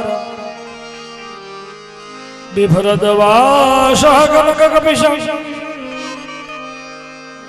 वैजयन्तीं च माला રંધ્રાન વેણો રધર સુદયા પૂરયન ગોપવૃંદૈ વૃંદાવર્ણ્યમ સ્પદરમણમ પ્રાવિશદ ગીત કીર્તિ. ભગવાનના રૂપનું વર્ણન છે કે ભગવાનનું સ્વરૂપ કેવું છે. બરહા પીડમ, જેમના માથા ઉપર મોરના પીછાવાળો મુકુટ છે, ખભા સુધી લાંબા વાળ છે, ઘનશ્યામ સ્વરૂપ છે, કમળની પાંખડી જેવી હોય અણીવાળી એવા ભગવાનના નયન છે, સુંદર નાસિકા, કમળની પાંખડી જેવા ઓષ્ઠ, કર્ણયો કર્ણિકારમ, કાન ઉપર આમ લટકતા કર્ણિયારના ફૂલ, કર્ણયો કર્ણકારમ, કાનની ઉપર લટકતા કર્ણિયારના પુષ્પ છે. પેલા ફૂલ બધા કાન ઉપર રાખતા, આ તો જવાહરલાલ નહેરુ અહીંયા રાખ્યું ત્યારથી અહીંયા રાખતા શરૂ થયા. બધા કાન ઉપર જ રાખતા. કર્ણયો કર્ણિકારમ, ભગવાન કાન ઉપર. આજે પણ તમે ગામડા ગામમાં જાઓ, હજી વડીલો તમે જોજો મહાદેવના મંદિરમાંથી વર્યા હોય દર્શન કરીને નિર્માલ્ય હોય અહીંયા કાન ઉપર રાખ્યું. આ કાન ઉપર રાખવાનું કારણ શું કે કાન વાયુ તત્વ છે. આપણા શરીરમાં વાયુ તત્વ કયું? કાન. અગ્નિ તત્વ, તેજ તત્વ આંખ, નાગ જલ તત્વ. આપણા શરીરમાં બધા 5 તત્વનું બનેલું શરીર છે ને. માંસ માટી છે, વાયુ તત્વ છે, એટલે કાન ઉપર રાખવાનું. અને કાન ને નાક પાછું બે નજીક થાય ને, સુગંધ ક્યારે આવે? નજીક હોય તો. એટલે જૂના સમયમાં બધા કાનમાં પૂંગડા ન રાખતા અત્તરના. આ તો હવે બધા સ્પ્રે નીકળ્યા એટલે મંડ્યા ચારે બાજુ છાંટવા. પેલા અહીંયા જ રાખતા કાન. કર્ણયો કર્ણિકાર, સુવર્ણના રંગ જેવું જેમનું પિતાંબર છે, ગળામાં વૈજયંતી માળા છે, હાથમાં વેણુ છે. અને ભગવાન વેણુ વગાડતા વગાડતા ગોવાળિયાઓની સાથે, મિત્ર વૃંદની સાથે જ્યારે વૃંદાવનમાં ગાયો ચાલવા જાય છે ત્યારે એ ભગવાનના દર્શન કરવા આકાશમાં દેવતાઓ પધારે છે અને જય જયકાર કરે છે. આવું ભગવાનનું દિવ્ય રૂપ. એક શ્લોકમાં રૂપનું વર્ણન, બીજો શ્લોક વ્યાસજી આપ્યો તો એમાં ગુણનું વર્ણન છે. ભગવાનના ગુણ કયા કેવા? ભાગવતજીના ત્રીજા સ્કંદના બીજા અધ્યાયમાં 21મો શ્લોક છે કે અહો બકીયમ સ્તનકાલકૂટમ જિગાંશયાપાયદપ્ય સાધ્વી લેભે ગતિમ ધાત્ર્યુચતાં તતોન્યમ કંવાદયાલું શરણં વ્રજેમ. કંવાદયાલું શરણં વ્રજે. બીજામાં ભગવાનના ગુણના વર્ણન. રૂપ કેવું છે એ તો કયું, હવે પ્રભુના ગુણ કેવા? તો કે અહો બકીયમ તનકાલકૂટમ. ભગવાન શ્રી કૃષ્ણનું પ્રાગટ્ય થયું ને પછી ભગવાનની જ્યારે છઠ્ઠી આવી, ત્યારે છઠ્ઠીના દિવસે વ્રજના તમામ ગામડાઓમાંથી ગોપ ગોપીઓ નવા નવા વસ્ત્ર પહેરી અને કનૈયા માટે, લાલા માટે છઠ્ઠીની ભેટ લઈને આવે છે. કોઈ રમકડા લઈ આવે છે, કોઈ ઘરેણા લઈ આવે છે, કોઈ વસ્ત્ર લઈ આવે છે. બધા બધું લઈને આવે છે ગામ ગામ. અને એ સમયે કંસની મોકલાવેલી પૂતના, અહો બકીયમ, બકી એટલે પૂતના. પૂતનાનું સાચું નામ બકી હતું. બકાસુરની બેન હતી. કેની બેન હતી? બકાસુર. બક ને બકી બે ભાઈ બેન હતા, બે કંસ પાસે હતા. અહો બકીયમ, ઈ પૂતના બકી જ્યારે આવી, ભગવાનની છઠ્ઠીની ખબર પડી ને એને, એટલે એને એમ થયું કે હાલો મારવાનો મોકો સારો છે, આ બધાય ભેટ લઈ લઈને જાય છે તો હું એ મારા સ્તન ઉપર કાલકોટ નામનું ઝેર લગાવીને જાઉં, મોકો મળશે ત્યારે બાળકનો મુખમાં આપી દઈશ. એ શું લઈને આવી? ઝેર. બહુ ધ્યાન દેજો, એમ લખ્યું છે સ્તન કાલકૂટમ. કાલકૂટ નામનું પાછું અતિ ભયંકર ઝેર. ઝેરમાં એક પ્રકાર હોય ને, કોઈક થોડા માઇલ હોય, મોટી મોટી અસર કરે. ઓછીતાની દવા બવા છાપતા છતાં બેભાન થઈ જાય, લઈ જવું પડે હોસ્પિટલ, વળી બાટલા બાટલા ચડાવે, સારું થઈ જાય. પણ સાયનાઇડ નામનું હોય ને, એ જો જીભ ઉપર અડાડે તો પછી સીધું આચ્યું તમે કહેશો. આ ભયંકર હો, એ સમયમાં ભયંકરમાં ભયંકર જેલ કાલકૂટ, જે મહાદેવજીએ પીધું હતું. સમુદ્ર મંથન સમયે નીકળ્યું, એ કોને પીધું? શિવે. ઈ ઝેર પાવા આવી તે પૂતના ભગવાન કૃષ્ણ. ત્યારે ભગવાને વિચાર્યું કે આ મારી છઠ્ઠીના બધાય આવ્યા છે ને કાંઈક ને કાંઈક લઈ આવ્યા છે. કોઈ મારા માટે રમકડા લઈ આવ્યા, કોઈ આભૂષણ લઈ આવ્યા, કોઈ કાંઈક લઈ આવ્યા. આ મારા માસીએ જે આવ્યા છે એ ખાલી તો એ નથી આવ્યા, મથુરાથી આવ્યા છે, એ ઝેર લઈને આવ્યા તો છે ને, કાંઈક તો લઈ આવ્યા. બોલો ભગવાન દયાળુ કેટલા છે. ઝેર લઈ આવી એમ નથી કહેતા હોય, ભગવાન એમ કહે છે કે ભલે કાંઈક લઈને તો આવીશ. અને ભગવાન કોઈનું મફતમાં કાંઈ રાખતા જ નથી. પૂતનાએ ઝેર દીધું તો ભગવાને શું દીધું? મુક્તિ. વિચાર કરો, જે ઝેર પાવા આવેલી પૂતનાને પણ ભગવાન જો મુક્તિનું દાન દેતા હોય, એટલે આ શ્લોકમાં એમ લખ્યું છે કંવા દયાલુ શરણં વ્રજે. ભગવાન જો આટલા દયાળુ હોય, આટલા કૃપાના નિધાન હોય, અને આવા દયાળુ પરમાત્માને મનુષ્ય દેહ ધરીને જે નથી ભજતો, એના જેવો બીજો મૂર્ખ કો. કંવા દયાલુ. અને આ બે શ્લોક જ્યાં ગાતા ગાતા શિષ્યો નીકળ્યા, અને એ સુખદેવજીએ સાંભળ્યા ને, એટલે સુખદેવજી દોડતા દોડતા આવ્યા ઓલા શિષ્યોને કે આ તમને કયા કોને? રૂપ જોઈને શિષ્યો સમજી ગયા કે સુખદેવજી મહારાજ આવ્યા. એ કે હાલો અમે તમારી જ વાત જોઈ, તમને જ ગોતતા હતા, હાલો તમારા પિતા બોલાવે છે. પછી સુખદેવજીને તેડી આવ્યા, સુખદેવજીને ભાગવત ભણાવ્યું. એ પ્રાપ્ત કરીને સુખદેવજી પાછા નીકળી ગયા. હવે સુખદેવજી જે કથા પરીક્ષિત રાજાને કહેશે, એ બધી કથા આપણે બપોરે 3 વાગ્યા પછી તમારી પાસે. ભાગવતે મહાપુરાણે પારમંસ્યામ સીતાયામ પ્રથમ સ્કંદે દ્વાદશોધ્યાય. બોલો ગોવર્ધન નાથ કી જય. કૃષ્ણ કનૈયા લાલ કી જય. ભગવાનને આપણે દૂધ ધરાવશું. દૂધનો અહીંયાથી પ્રસાદ લઈ સૌ કોઈ પધારેલા શ્રોતાજનો અહીંયાથી રસોડે ભગવાનનો મહાપ્રસાદ પણ લેવાનો છે. કોઈ પણ પ્રસાદ લીધા વગર જજો નહીં.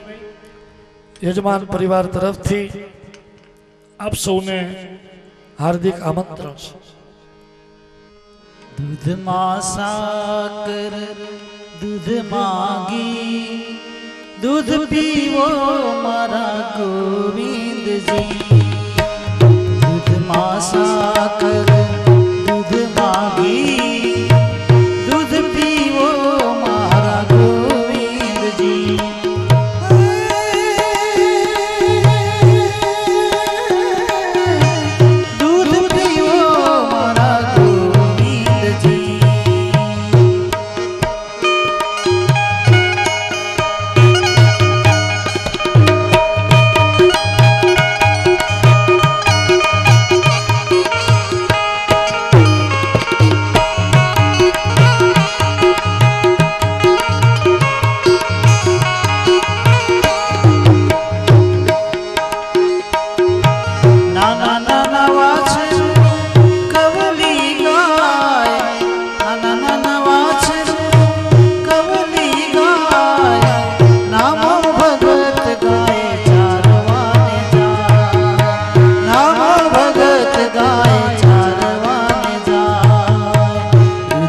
દૂધમાં સાકર દૂધ માંગી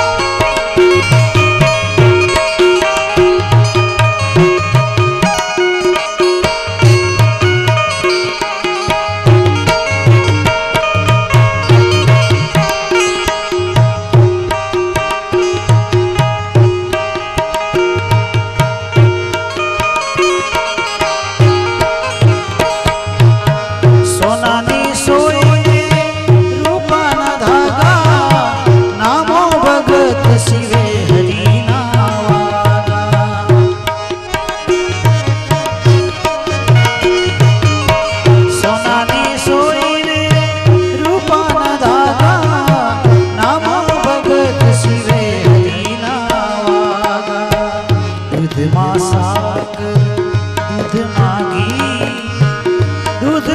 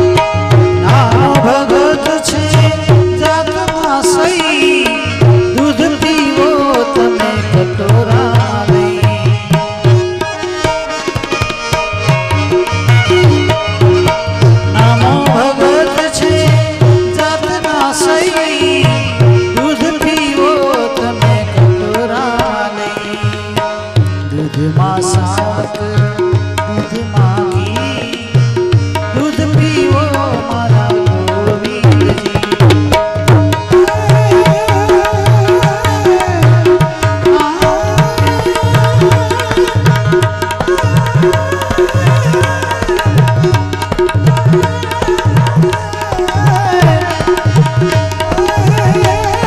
દૂધ પીવો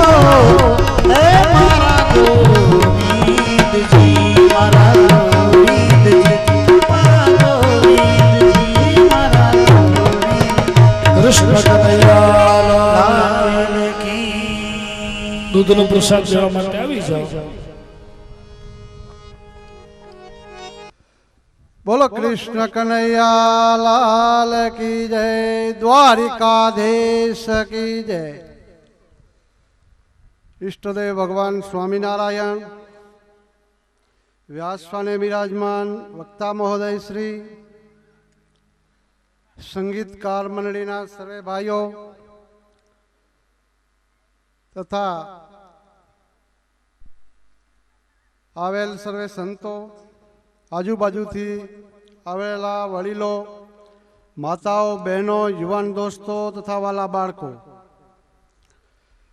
આજે આ યોગીનગરને આંગણે વંદરાવન ધામમાં શ્રીમદ ભાગવત સપ્તાહ પરાયણ જ્ઞાન યજ્ઞ ચાલી રહ્યો છે. ત્યારે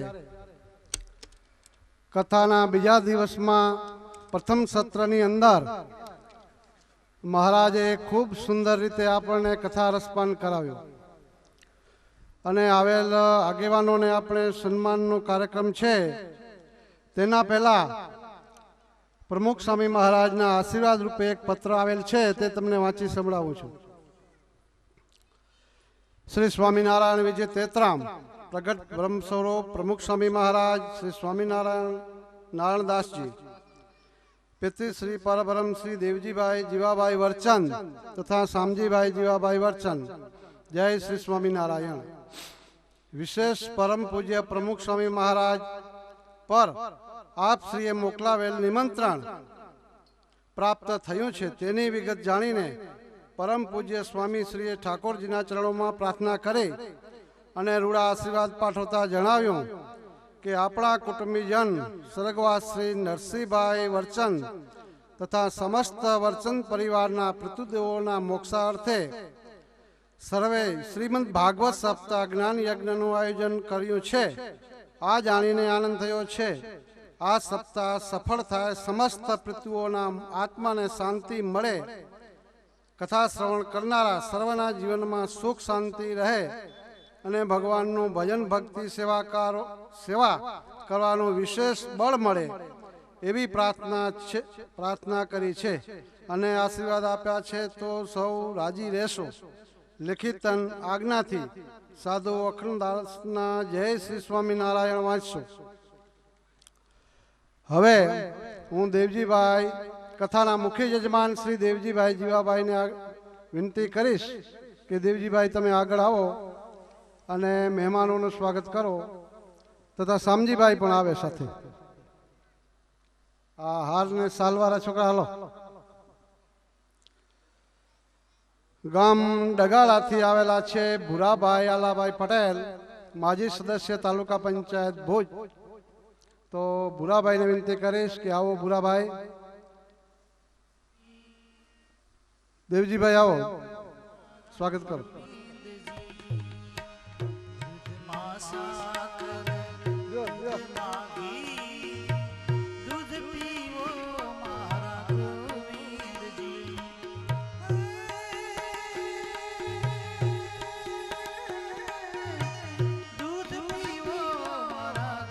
ત્યારબાદ જીવાભાઈ બચ્ચાભાઈ પટેલ ગામ લુણવાના માજી સરપંચ તે પણ આવે. યજમાનશ્રીને કહીશ કે પુષ્પમાળા પહેરાવી તથા હાલ સાલથી સ્વાગત કરશે. જીવાભાઈ પટેલ.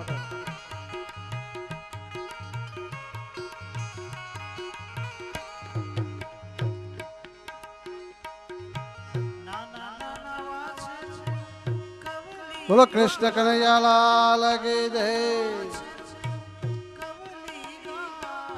ત્યારબાદ સાધુ સંતોમાં ગામ મમુવાલાના મંદિરના પૂજારી બાવાજી આવ્યા છે, તેમનું પણ સ્વાગત શ્રી દેવજીભાઈને કહીશ કે બાવાજીનું સ્વાગત કરે.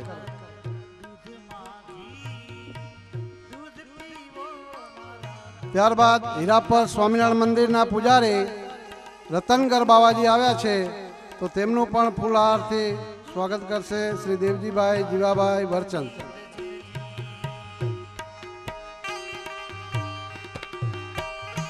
ત્યારબાદ રામજીભાઈ ભચ્ચાભાઈ વરચંદ ગામ લુણવા એ પણ આવશે, તેમનું સ્વાગત શ્રી દેવજીભાઈ કરશે. આવો રામાભાઈ આવો.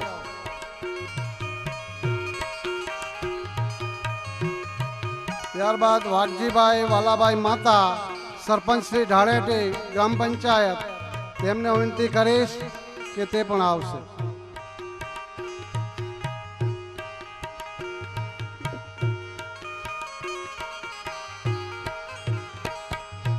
ત્યારબાદ જખરાભાઈ બચ્ચાભાઈ ઉનરિયા ગામ પશુડાથી પધાર્યા છે, તો તે પણ આવશે. યજમાન પરિવાર તેમનું સ્વાગત કરશે શ્રી જખરા બાપા.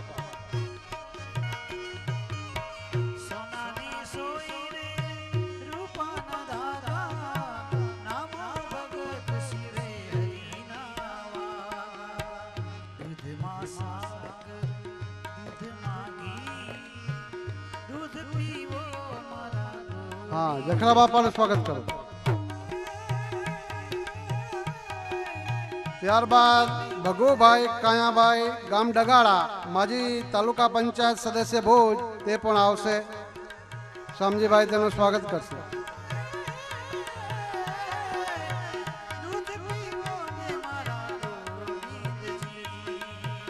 ત્યારબાદ આણદાભાઈ નગાભાઈ ગામ ખોખરા, તેમને વિનંતી કરીશ કે તે પણ આવશે.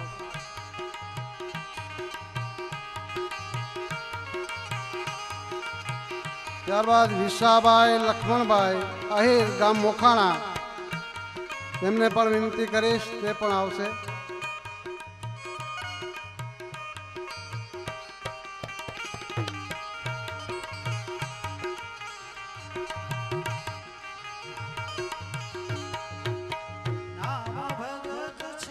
તથા કાનજીભાઈ રવજીભાઈ છાંગા ગામ કોટડા માજી સરપંચ શ્રી, તેમને પણ વિનંતી કરીશ કે તે પણ આવશે.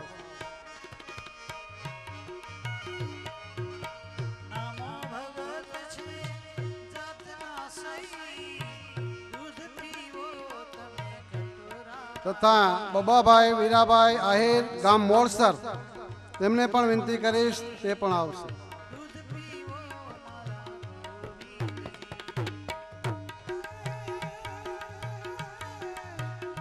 ત્યારબાદ ગામ ચોબારીથી આવ્યા છે દેવરાજભાઈ ભીમાભાઈ આહિર, તેમને પણ વિનંતી કરીશ કે તે પણ આવશે.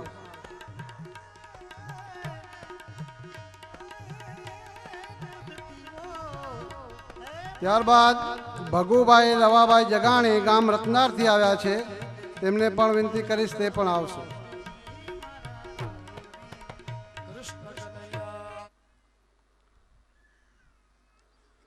તથા નારણભાઈ હીરાભાઈ દાના દેવાણી, તેમને કહીશ, તે પણ અહીં કને આવશે.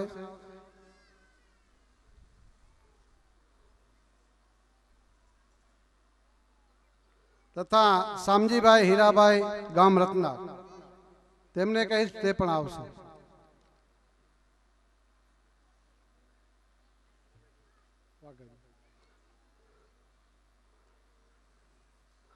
તથા ગામ રત્નારથી આવ્યા છે શ્રી વાઘાભાઈ જીવાભાઈ આહિર, તેમને કહીશ, તે પણ આવશે.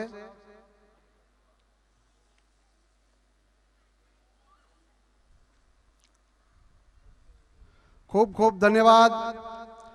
યજમાન પરિવારના આમંત્રણને માન આપી આપ સૌ પધાર્યા, તે બદલ યજમાન આપશ્રીનું ખૂબ ખૂબ સ્વાગત કરે છે, હાર્દિક સ્વાગત કરે છે.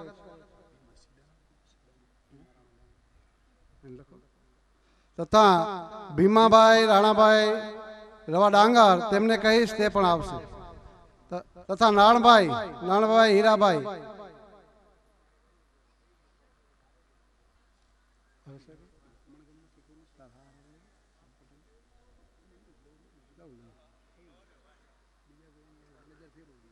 તથા હીરાપરથી આવેલા શામજીભાઈ કરશનભાઈ પટેલને કહીશ, તે પણ આવશે. શ્રી શામજીભાઈ પટેલ. તથા 7 દિવસ જેમને ફૂલની સેવા કરી છે એવા રતા બાપાને કહીશ, તે પણ આવશે. શ્રી રતાભાઈ વીરાભાઈ માતા, આવો રતા બાપા, આવો.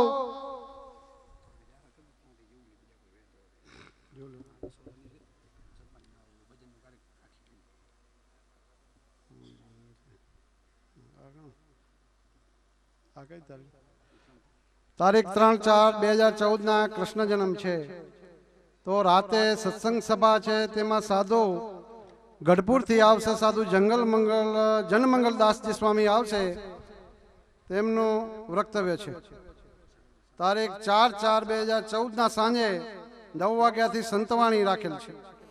કલાકાર શંકરભાઈ આહિર આમાપરવાળા, કલાકાર ધીરુભાઈ પટેલ પાંતિયાવાળા, રામજીભાઈ આહિર આમાપર સાહિત્યકાર, અને સંતવાણીનો કાર્યક્રમ દરરોજ સાંસ્કૃતિક કાર્યક્રમ પણ રાખવામાં આવેલ છે. હવે સર્વે બાઈઓ તથા ભાઈઓને એક વિનંતી કરીશ કે રસોડે જમવા માટે પધારે. અસ્તુ.